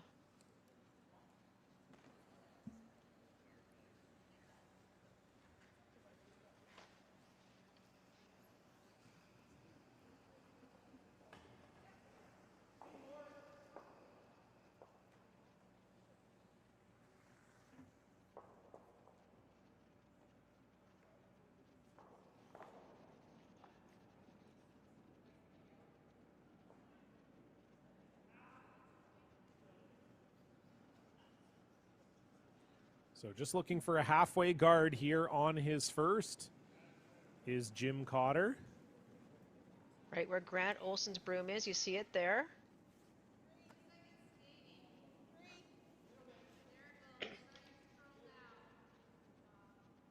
And Nice no shot. mistake from Jim Cotter. So Sebastian Robillard is on the ropes a little bit here. Yeah, no option here, really, John. This is scary. Yeah, this is very scary. He wants to try and hit this redstone and clip the one that's shot rock on the button without disturbing either of his blue stones. But never fun when you're running a opposition stone in. Yeah, so as you can see, just trying to run that red one on the left into the red one you can see buried behind all those stones on the button to make his own rock shot. Of course, lots of ways that this could go wrong, and hoping to find the way it goes right is Sebastian Robillard with his first here in the sixth. Sounds close. Wow, what a shot from Sebastian Robillard. Some beautifully fine touch from the skip from Royal City. Fantastic shot from Sebastian Robillard, and they are now lying shot. Beautifully done. As we said, that's just scary, just especially sitting in the hack. You're looking down the other end, and it's just, oh my God, am I really about to play this? So, what a terrific really good shot.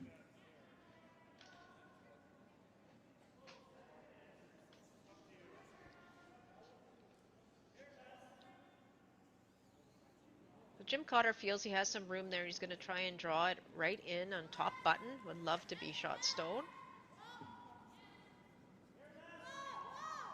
It's a pretty tight port when you have a look at it when you're coming from that angle. Yeah, I guess even for Jim, if he's a little light here, not too terrible.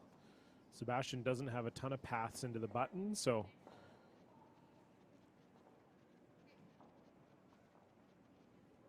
see where this one ends up. Nothing from the sweepers yet. They seem to think it might be a little on the heavy side.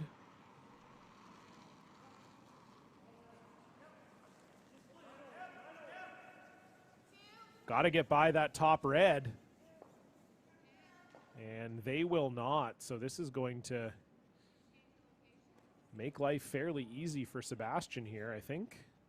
Yeah, I think there's the double for 2. I don't think that red one at the back. I think the red one at the back is out counting the other blue stone. So this is for 2. Yeah, I don't think there's any shot for 3. No, oh, it looks like he's going to draw for 2.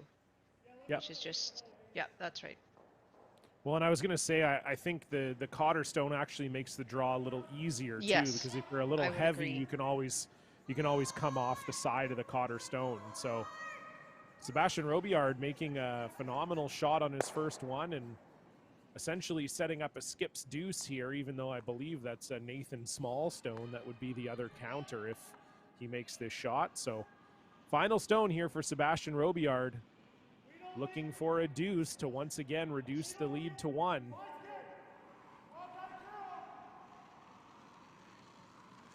This is hanging.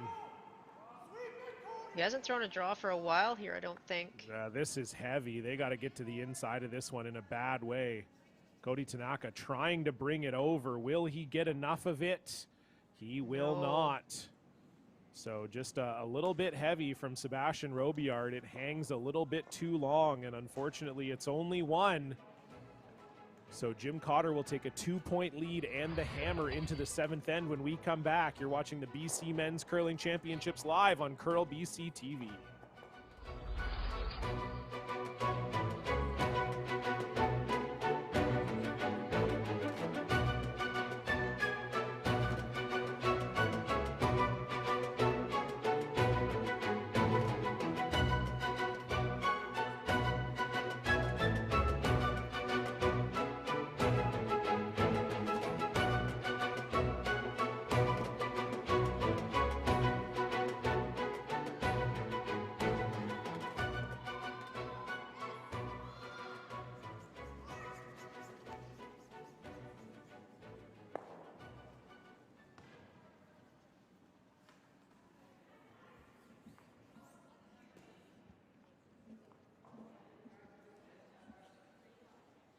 Welcome back, folks, to the BC Men's Curling Championships. You're watching the C qualifier between Team Jim Cotter and Team Sebastian Robillard. John Cullen alongside Melissa Saligo once again. And Melissa, there's been a few misses for Team Robillard, but maybe we could argue none bigger than that one that ended off the 6th end, as they leave a very key point on the board as we're getting a little bit later into this game. Yeah, I couldn't agree more, John. You know, Sebastian hadn't thrown a draw for quite a while, and so, but he is very quick in the hack. But that's normally his that's the way he is, right? He just loves to get in the hack. He's called the shot, he gets in the hack, and he throws. But there needed to be a little bit of conversation as to what the draw weight was there. We've seen this in games past, where if you're just even 2-3 feet heavy, it does run really straight there and takes a late break. So they maybe needed to get on the curl a little sooner. They maybe needed to have a bit of a conversation or tighten up the ice. So unfortunately for Sebastian, that is a huge miss and a huge point left off the board. Most certainly, yes. And so Jim Cotter now up 2 and with hammer. And you got to think, Melissa, if he can put a multiple score on the board here, he's going to feel pretty confident about his chances. I would agree for sure. And you know, even if you're Team Cotter and you can just score even the single here, you're going to be in complete control going into the 8th end up 3. And that's what it's about. The idea here is always to score when you have the hammer now. You don't want to give up a steal if you can help it. And if you can ever get, like you say, John, 2 on the board or more, then you're in super good shape.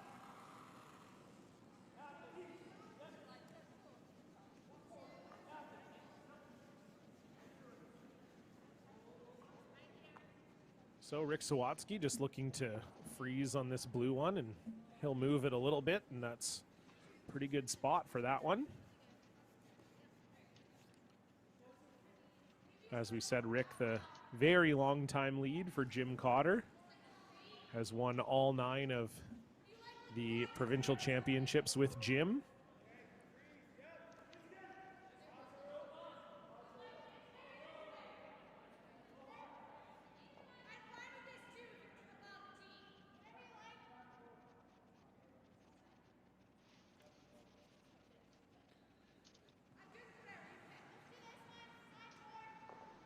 So Cody Tanaka promotes the blue one up to shot stone.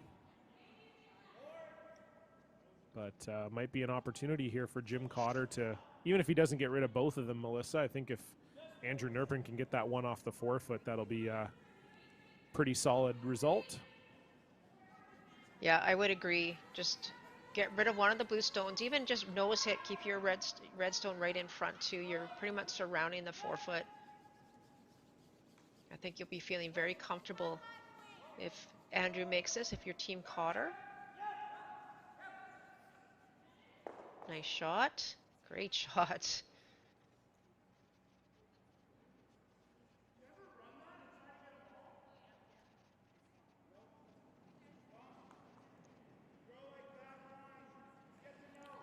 So great shot from Andrew Nerpin, and it's a cluster of 3 reds here, all in that important control zone in the front of the house. So going to be some work here for Robillard without Hammer.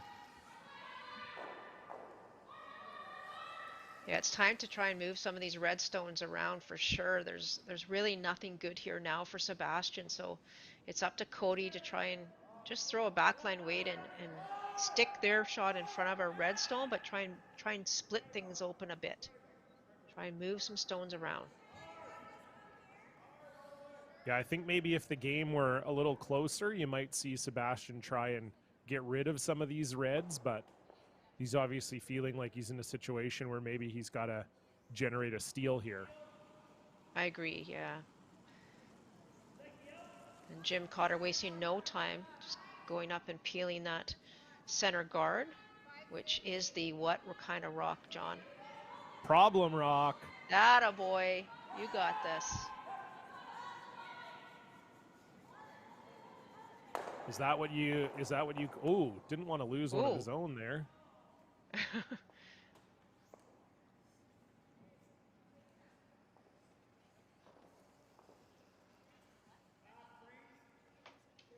Well, that's not what they were looking for, I don't think. No. Well, it certainly opens the door a little bit here for Sebastian Robillard.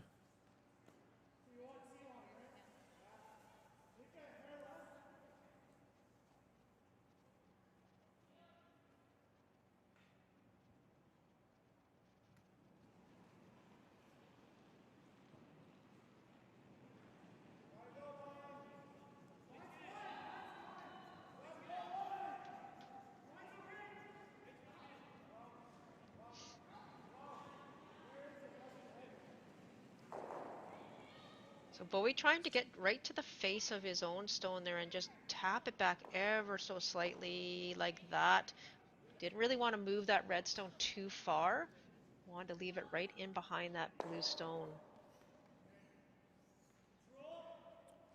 Yeah, it's in a pretty good spot, but I do think it's possible that Jim Cotter could remove that blue stone. So just a hair heavy from Bowie, and now Grant Olson will have the opportunity to hit this open one at the top of the house, and Jim Cotter going to just try and stack some reds in the rings here. This has to sit down though. And it will. So nice shot from Grant Olson.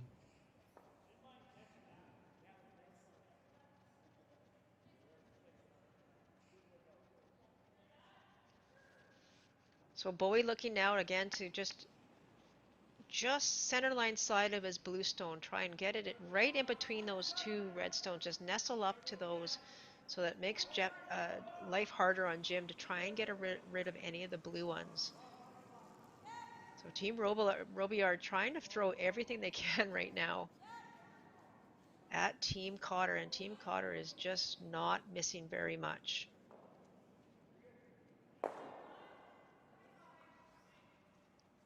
I think that's pretty good. You should be able to get rid of the 1 blue stone, I would think. Or the corner guard if he wishes, but I'm not sure that getting late in the end they need to do that.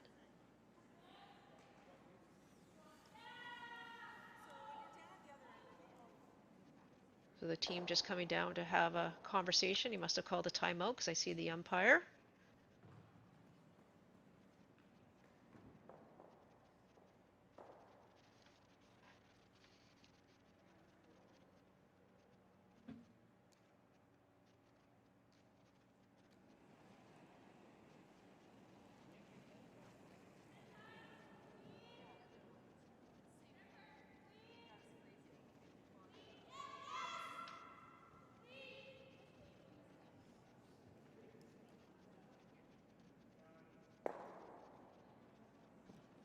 This team a little bit quieter, so you can't quite pick up what they're saying on the mic. So just trying to figure out if there's a way to remove at least one of these blue stones, and if not,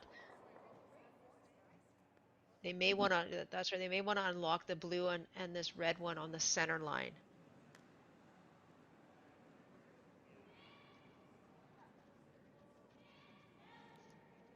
Yeah, I think that's the key. They need to unlock something here.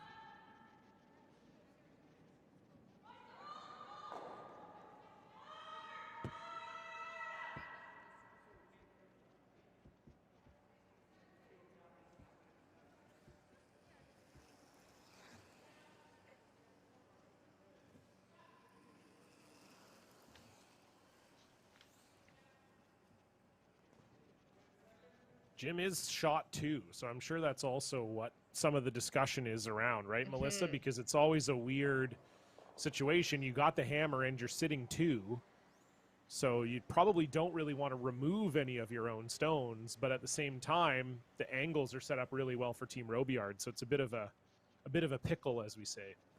Exactly, and you know you're up 2 with hammer. You don't really want to throw a guard, so there's not a lot of great options there. But I like what I think they've decided is just to have Grant throw maybe even T-line weight and come to the face of the blue one, punch their redstone back ever so slightly, and then even roll a little if they need to on top of the other blue stone. So just trying to reset the angles here for Jim Cotter. I think they actually changed the call. I think they're trying to come around everything.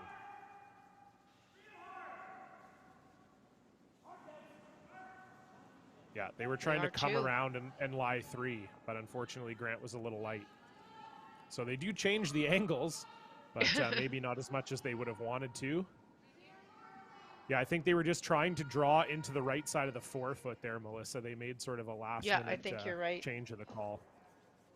They should really send us a memo when they change the call. I would love that. Yeah, maybe they could just give us give us personally a phone call before each. Absolutely. Before each of the shots. That won't make the game take too long, right? If Sebastian just whips out his cell phone here and just says, "Okay, yeah, John, we're just here's exactly where we're trying to hit it and what we're doing." I think that's fair. Okay, good.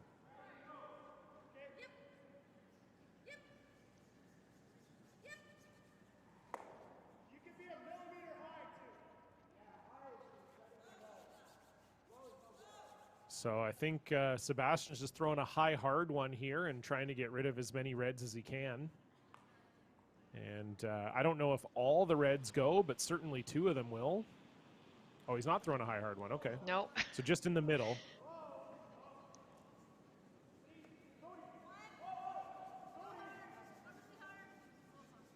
Again, we needed that memo. Exactly.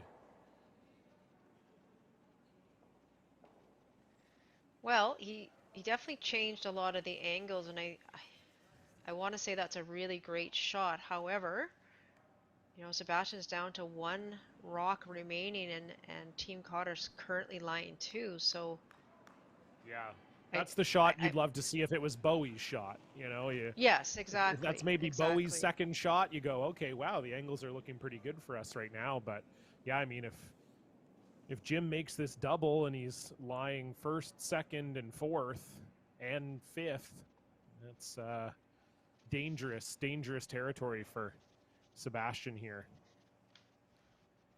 As we get a look at that C qualifier, Corinne Brown scoring a single in the 7th, so she's up 7-1 over Sheila Cowan, and looking like a likely win for her there, and she will go on to face the winner of Diane Gushalak and Sarah Wark. It's currently 6-5 for Diane Gushalak.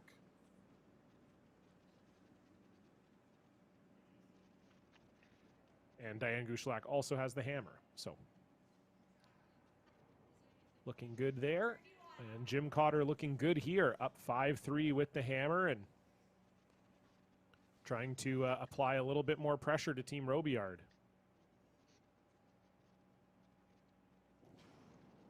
Looking for a double here.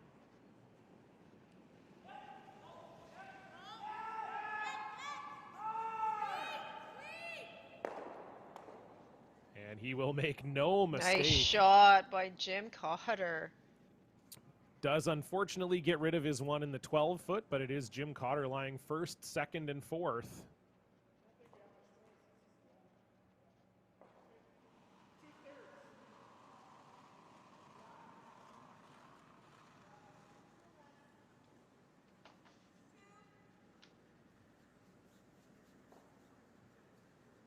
That was a terrific shot by Jim. And now all the pressure here on Sebastian Robillard to make his final stone in the 7th end. Not an easy. He's looking to make a double here.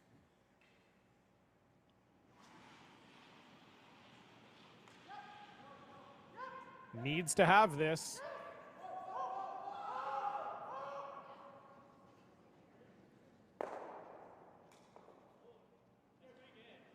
Great shot. Really good from Sebastian. Really that might actually be shot. Almost better than making the double. I think so too. I think he's line 2. He is line Close. 2, yeah. And not really an easy path for Jim Cotter to get rid of them. He might have to be drawing to the button there.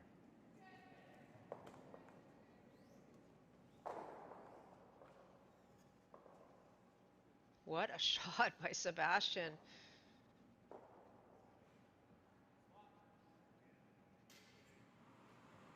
Yeah, incredibly good. And that guard there too, like I was almost thinking if you're Jim, maybe you just hit the outside blue one and give up one. But that's no picnic either with the guard there. No. You'd have to use your top red to do it, which is not ideal. So yeah, really good shot from Robillard.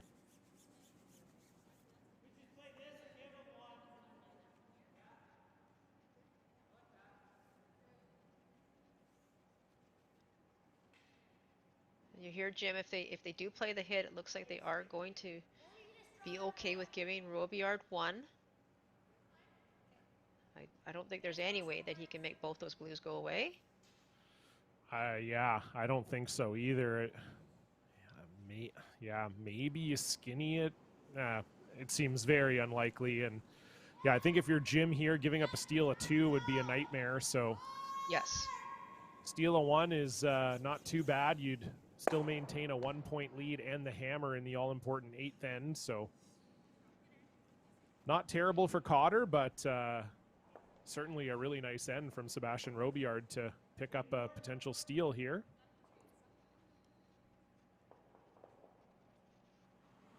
So final stone for Jim Cotter here in the 7th, just looking to minimize the damage.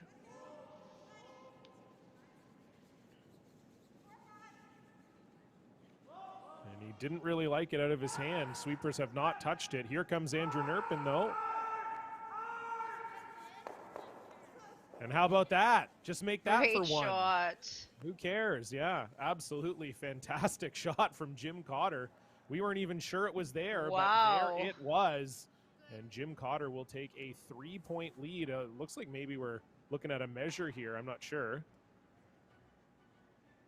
Before we head to break, let's see. We got 1 for sure, and it does look like we are going to measure it. So we'll take a look at that before we head to break.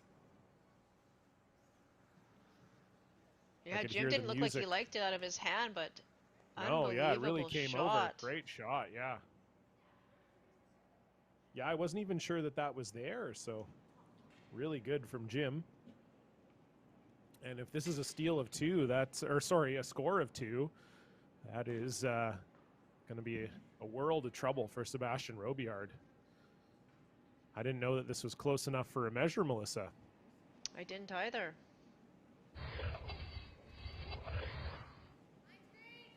Oh, we get a nice replay. Look at this. What a shot. Just skinnies by that top blue. Fantastic.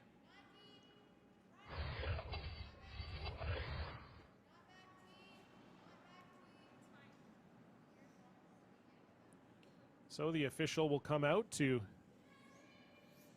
take a look here. Of course, the head official this week, Patty Caldwell, and her crew braving the strange conditions we're in the world right now to officiate these events. It's obviously very meaningful to all the curlers, and we appreciate their efforts.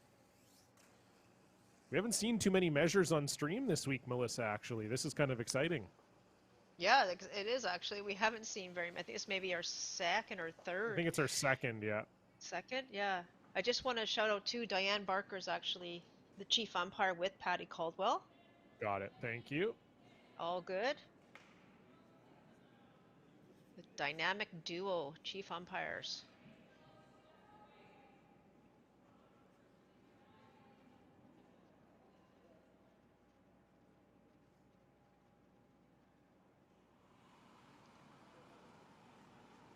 not letting us see it here. No. Looks like blue to me. Yeah, it's not even close. So, looked like the official didn't even have to fully measure it. It was No, it didn't essentially go. breaking the. Yeah, exactly. It basically broke the stick. So we were right up here in the commentary booth. It was only ever for one for Cotter. So we'll take a real quick break here, and then we'll be back with coverage of the 8th end. You're watching the C qualifier here on Curl BC TV.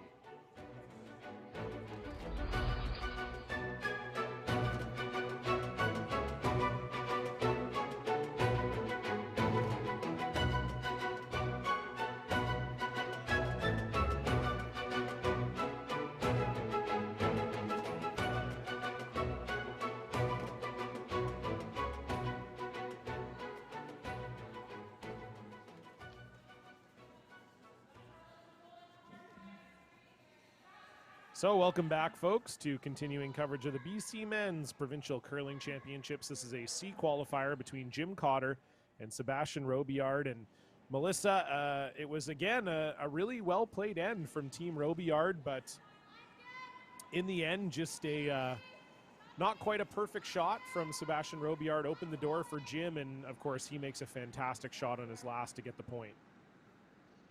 Well, and that's the thing, when you're playing against someone like Jim Cotter who's making absolutely everything, you have to be better than that, and I don't know if you can. And Sebastian's just maybe off by just a slim of an inch on a lot of his shots today, and it's making a bit of a difference. I like that, a slim of an inch. Yeah, you like that? I don't like the hair. I don't, hair off or a millimeter. Yeah, I like that. You gotta change it up a little. A slim of an inch. I think slim of an inch. I think people who've gotten mad at me before called me that one time. You slim of an inch. Nobody gets mad at John Collin. Oh, that's not true at all. My mother would beg to differ. Oh dear. So Rick Sawatsky sliding a little deep on his shot, so this will give Nathan Small the opportunity to maybe put in a solid counter here. I'm surprised you haven't made a comment yet, John, on those shoes of Cody Tanaka's. Have you seen them? How could you not see them? I just personally, this is just me, I'm a bit of a superstitious guy. I wouldn't want such a bad hockey team being anywhere near something I was trying to do well. You know what I mean? Wow. I am leaving that alone.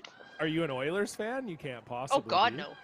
Okay, oh, God, so then just support me, Melissa. That's all that I will matters. Support you. I've actually harassed him quite a bit about wearing the Edmonton Oilers curling shoes. I don't. Yeah, he doesn't listen to me anymore. I bug him all the time about those shoes. I didn't even know they made shoes with the Oilers logo on them, so I'm just impressed he even found them, to be honest. So I'll give him credit for that. There's a good look at them. Yeah, a good look at the Oilers shoes there. Wow. And honestly, given his delivery, he should probably have Winnipeg Jets shoes on. True that. Yes. He's adopted the Manitoba tuck style of throwing over the last couple of years. Yeah, he's worked hard on that delivery. He used to be quite a nice flat-footed deliverer, if that's a word, and he's really finding his way now with the tuck delivery, more comfortable with it for sure. Absolutely, yeah. No, he's had a fantastic game here today and had a great game the other game we covered on stream as well. So, yeah, certainly had a very solid junior career in BC, and he was also the men's club Canadian champion, and is certainly holding his own here at the men's provincials.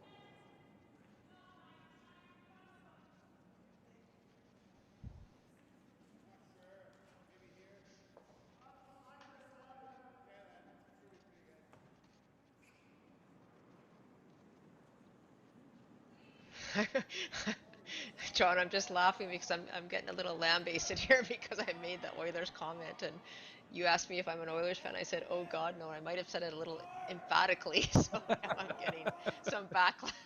No, that's good. You gotta wear your fandom on your sleeve, you know? Absolutely, yeah. I think it's important.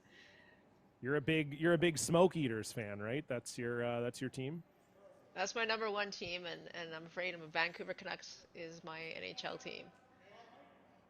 Well, I'll also leave that one Yeah, alone. don't say anything. I won't. You won't. So Sebastian Robillard is lying one here with Hammer, but I think, Melissa, fair to say in the 8th, Sebastian's gonna need to score 2 here. He is, absolutely. He's running out of time, and you know, you always want the Hammer here in this important 8th end, but he's got to find a way to generate 2 points somehow, and I have a feeling Jim Cotter's not going to let him do that. What a shot. That's nasty. That's just a nasty shot. That's mean from Grant Olson, and he's a nice guy, but that was straight up mean right there. What a double takeout, and now it's Cotter lying 4 without Hammer here in the 8th. And how many times have we said this? Another huge shot for Bowie Abbas Mills.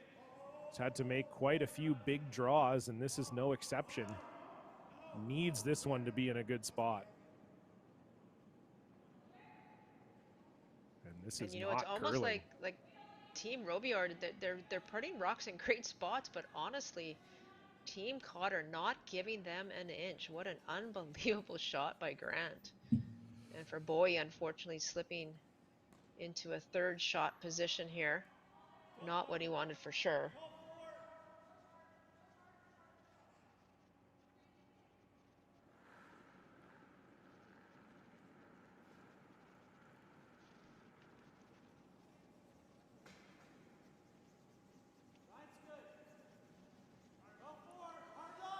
So it's Cotter lying 2 without Hammer here in the 8th, and with a 3-point lead, Sebastian Robillard is going to have to put his foot on the gas here. And that comes up just a little short, so the window is just peeked open just a little bit here.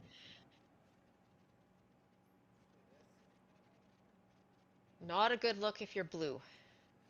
No, certainly not. It's the Great Wall of Reds up in front and 2 shot stones behind them. So I think Sebastian just trying to open it up and not have the game end right here in this 8th end. Because you could draw again if you were Team Robillard, but looks like they're going to try and get some rocks moving.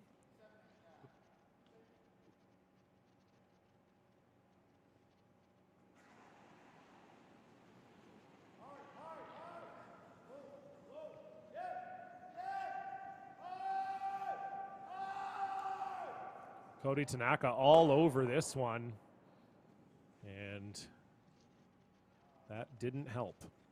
Did not, just over curled. So still line 2 for Team Cotter. And you can see where Jim's putting his broom. That's a perfect spot, just biting top 4 half a round. And I'm really not sure. Things are looking a little bleak, I would say, for Team Robillard. Yes, they certainly are.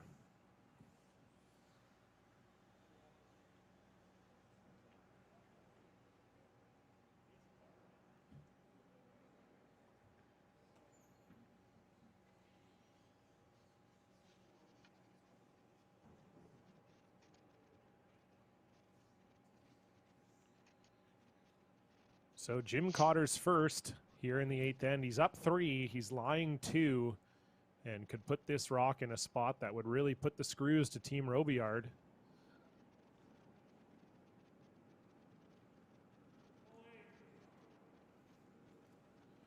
Sweepers like it out of the hand. They're calling for top 8, which is exactly where they want it.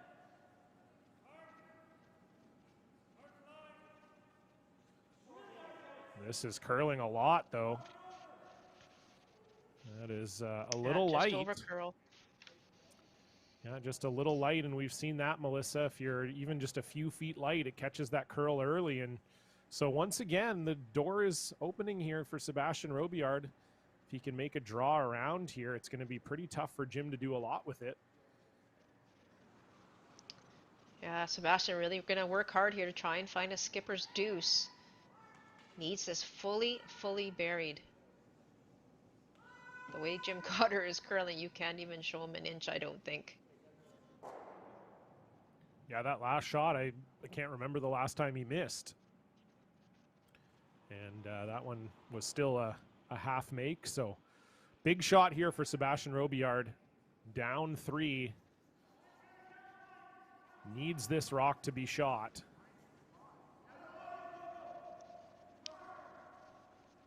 And this looks a little light. Sweepers are really going to have to go on this one. It's really light. It just will not get around. And so, much like the famed house in a Charles Dickens novel, things are indeed looking bleak.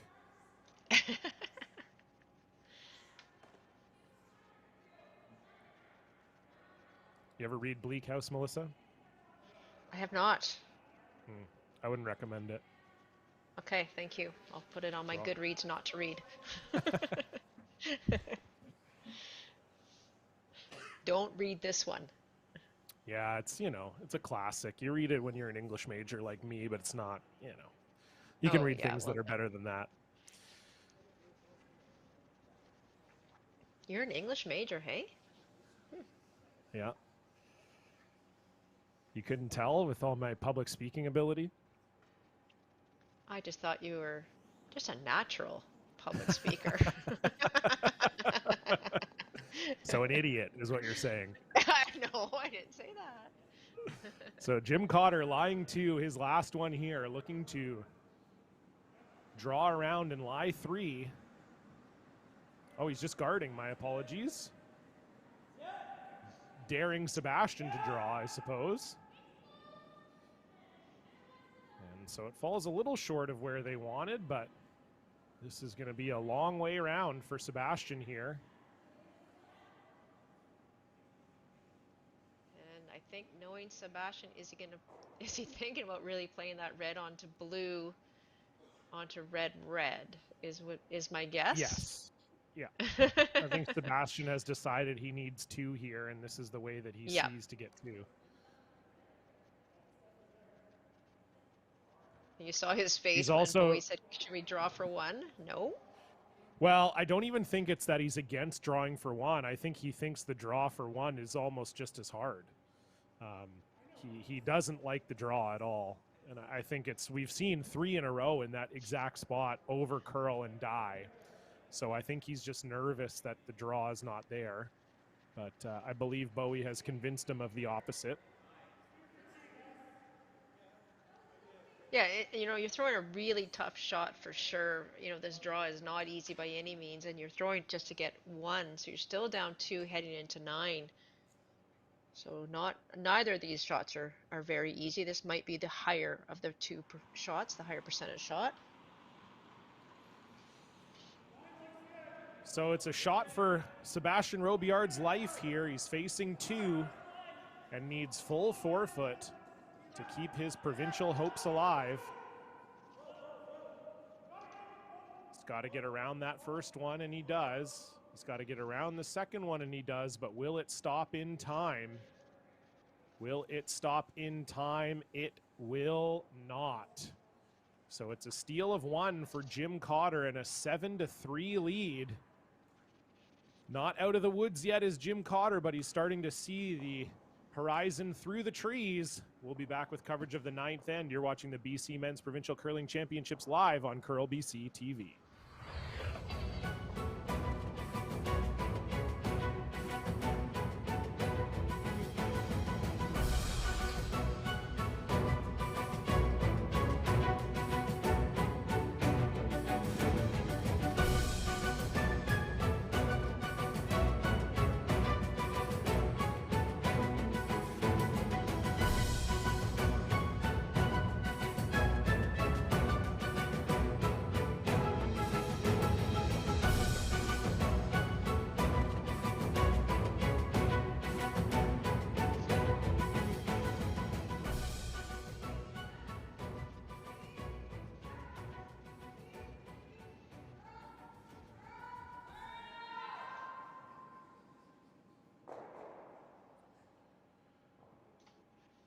Welcome back, curling fans. You're watching continuing coverage of the BC Men's Curling Provincials live on Curl BC TV. John Cullen alongside Melissa Saligo as we're watching a seed qualifier here between Sebastian Robillard and Jim Cotter. And Melissa, that 8th end, kind of the story of the game for Sebastian so far. Just, again, had a few opportunities to maybe generate a multiple score and just wasn't able to do so. Yeah, it really has been the story of the entire game. And, just to summarize it, the wrong side of the inch. And that means, he's been so close, Sebastian has, just trying to get some multiple score. But Jim Cotter has been playing so fantastic. He has not allowed Sebastian any room to make any key shots or to get any multiple points on the board. Or sorry, I think he did get one double or 2-point, did he? I can't even remember now. Yep. Yeah, yes, he did. Thank you. You're welcome. You always have my back. You're such a good guy. Hey, anytime, although... Oh, sorry, you saw that, eh? Oh, I saw your comment in the chat, but I was mostly just drawing a deep inhale because Nathan Small put his corner guard in the house. And this is where if you're Team Robillard, you also go, you sort of go, maybe we just shake now, or yeah, have you ever played a game where you had a mid-end shake before? I don't think so. I have. Oh, really? Yeah. Oh, yeah. It was awesome. It was what does that look like? It was in the Vernon Cash Spiel. I was playing back with my team with Dean Jonice and Paul Checa at Jay Wakefield, and we were playing Pat Simmons, and that was the year after they had won the Brier. And they were doing, they drove an RV to Vernon because that was like a big thing they really were excited to do. So they drove an RV from Calgary to Vernon, and I think they, enjoyed themselves on the way. So they had a bye through the first round. We won our first round game. We were playing Pat Simmons, and we got up. We were playing pretty good, and they were shaking off the cobwebs. It was their first event of the year. I think it was the end of the 6th end. I think it was this exact situation. We were up 4, and they were debating if they wanted to continue playing or not. And then they decided to play the 7th end, and they weren't really getting anything going. And then John Morris's first rock, he was throwing 3rd at the time. John Morris's first rock, he hogged. And then when the rock came to a stop, not at the hog line, he just turned around and shook our hands. He said, "Okay, that's good. We're done." And so it was the only mid-end quit I've ever been involved in, and it was pretty special. It was. I bet that was special. And please do not ask me for any other stories about any other games I played against John Morris. That is the only one I'm willing to tell. So.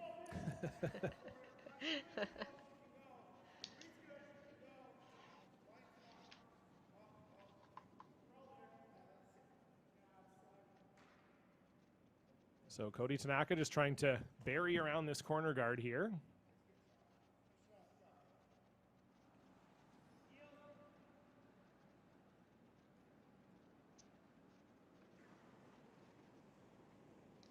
No time wasted here for Andrew, just peeling the blue guard. Unfortunately for Nathan, as we mentioned, his first rock came into the rings, which is obviously not what you want. So with that single corner, there's a bit of a hill to climb here for Team Robillard in the 9th end. Yeah, certainly. Anytime you're down 4 too, your sort of thought in between ends is, okay, well, we get 3 in the 9th, and then we steal 1 in the 10th, steal 1 in the 11th. Because stealing 2, very difficult to do. So even a 2 here for Robillard is not really the best outcome, and it's going to be hard to get any more than 2 when you put that first guard in the house, unfortunately. That's right, for sure. A nice shot there by Cody. A good pair, actually. Yeah, Cody's had an excellent game. And Grant Olson will once again get on the peel train. As you may have noticed, the game next door is over. Corinne Brown were 8-1 winners over Sheila Cowan, so they will qualify for the 3-4 game, which goes tonight. And they'll be facing off against the winner of Gushalak And Sarah Wark with a big 3-ender in the 8th. She was down 3 and tied it up. So that game is 8-8. Diane Gushalak will have the hammer playing the 9th end. Those two games, of course, those two teams will do battle tonight in the 3-4 game, and we will have the 1-2 game for you live on Curl BC TV. It'll be Kayla McMillan against Marianne Arsenault. That goes at 7 p.m. Pacific time. We hope you'll join us for that.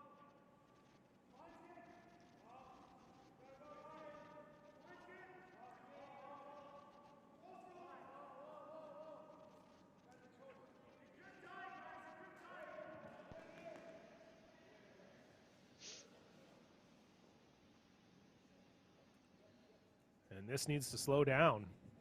It does. And it will. So nice shot from Bowie Abbas Mills getting behind those reds. But Jim can nose this and lie 3.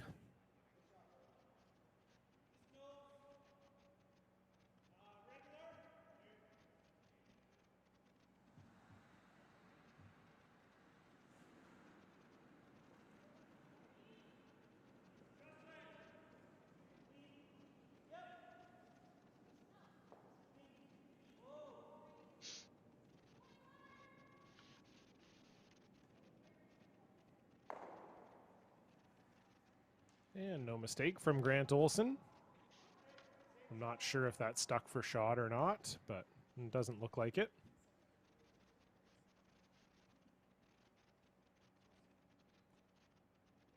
So Bowie just trying to come around these two again.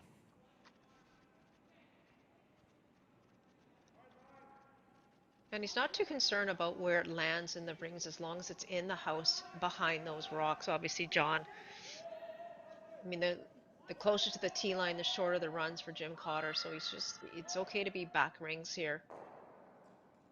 Just really want it to be buried. Yeah, same thing. This one will also need to slow down. And it will for 3rd shot. So Robillard lying 3rd and 5th. Not ideal when you're trying to generate a big score.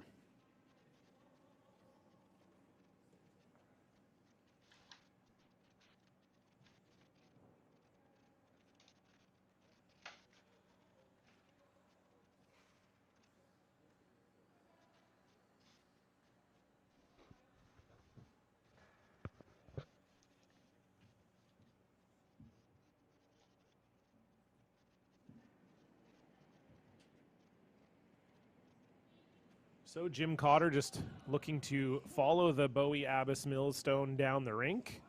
And I think, Melissa, if he can get on top of these two blues, it's going to be pretty difficult for Robillard to score more than 2. Yeah, that's exactly right, John. All he has to do is draw anywhere, but if he puts it right on the face, there's not a chance that those 2 blues will count. There's a lot of other red stones around the area there that Robillard still has to deal with. And the brushers have not laid a broom to this yet. You'll see it start to make its move now. This looks heavy, but it might just catch enough curl, and it will. So maybe Nice a little shot bit by more Jim. weight than Jim was planning to throw, but it curls in time, so no problem. And it now is Jim lying 3.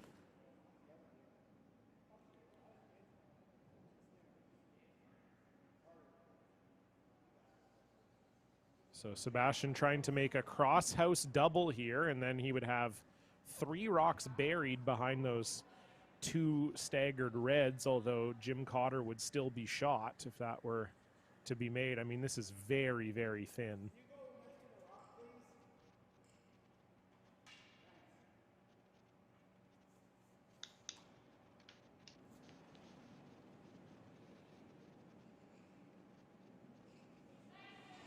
I think this is all or nothing here. Yep, Sebastian most certainly. Robillard.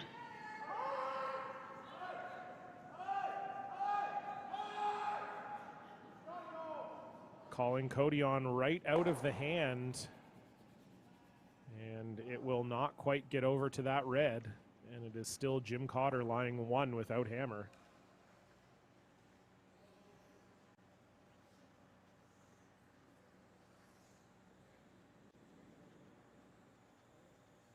Sebastian saying game's over now. So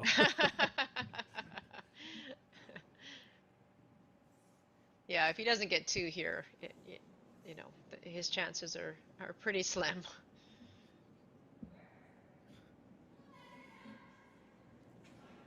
So Jim just looking to make this blue one go away.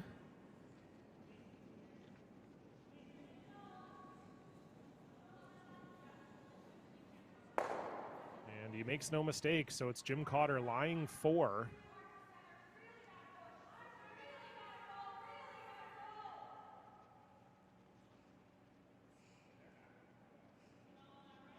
And that's that. There it is. Sebastian not even going to throw his last one. So the 9th end technically never happened. It'll be a 7-3 final. Jim Cotter advancing to the 3-4 Page playoff game to play Tyler Tardy. Just a phenomenally well-played game from Jim Cotter, and we'll hear from Jim after this. You're watching the BC Men's Provincial Curling Championships live on Curl BC TV.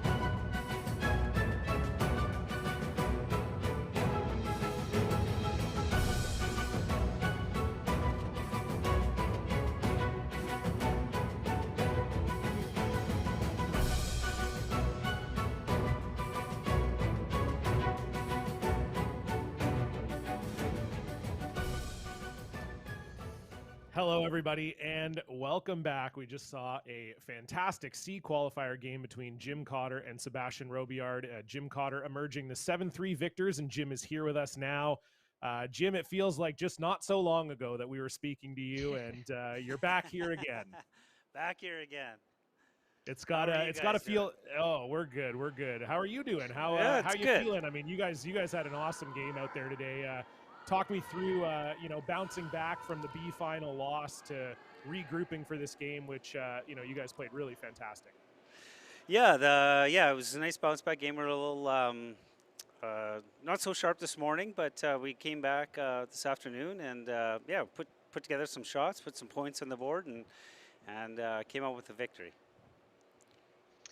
Well, Jim, I'm not sure what to ask you right now because that was just such a clinic you put on. You guys curled fantastic. You specifically, even Grant, actually all the way down the lineup. It's so great to see. So what are you going to have to do tomorrow? I think you go out and play the young guns again tomorrow. You've already met them once so far this week. So what do you need to do now to carry this momentum on for tomorrow? Yeah, we're going to have to just keep getting better. We got to, probably even be better tomorrow. We obviously know they're a great team, and they probably have more energy than we do at this point. So yeah, we're gonna have to, just come out and make a lot of shots, and hopefully it goes our way. And last one here, Jim. I don't know if you even know this, but in the fifth end break, you were awarded the sportsmanship award for this BC Provincials, and Wow. it's yeah. I don't know if I'm just giving. Congratulations. Yeah, congratulations. I don't know if I'm just giving you that news for the first time, but that was No, I did obviously not know voted on. that. Okay, well there you go. You won, and that was an award voted on by your peers. So even though you just found out about it 5 seconds ago, do you have a thought about being voted the most sportsmanlike player in the field? Yeah, wow. I'm shocked to hear that. I really appreciate that. Thanks for all those who voted, and yeah, it's a real honor when your peers recognize you in that way. And so yeah, thank you very much. All right, well, there you go. So Jim Cotter into the 3-4 game and the most sportsmanlike player in the field here at the BC Championships.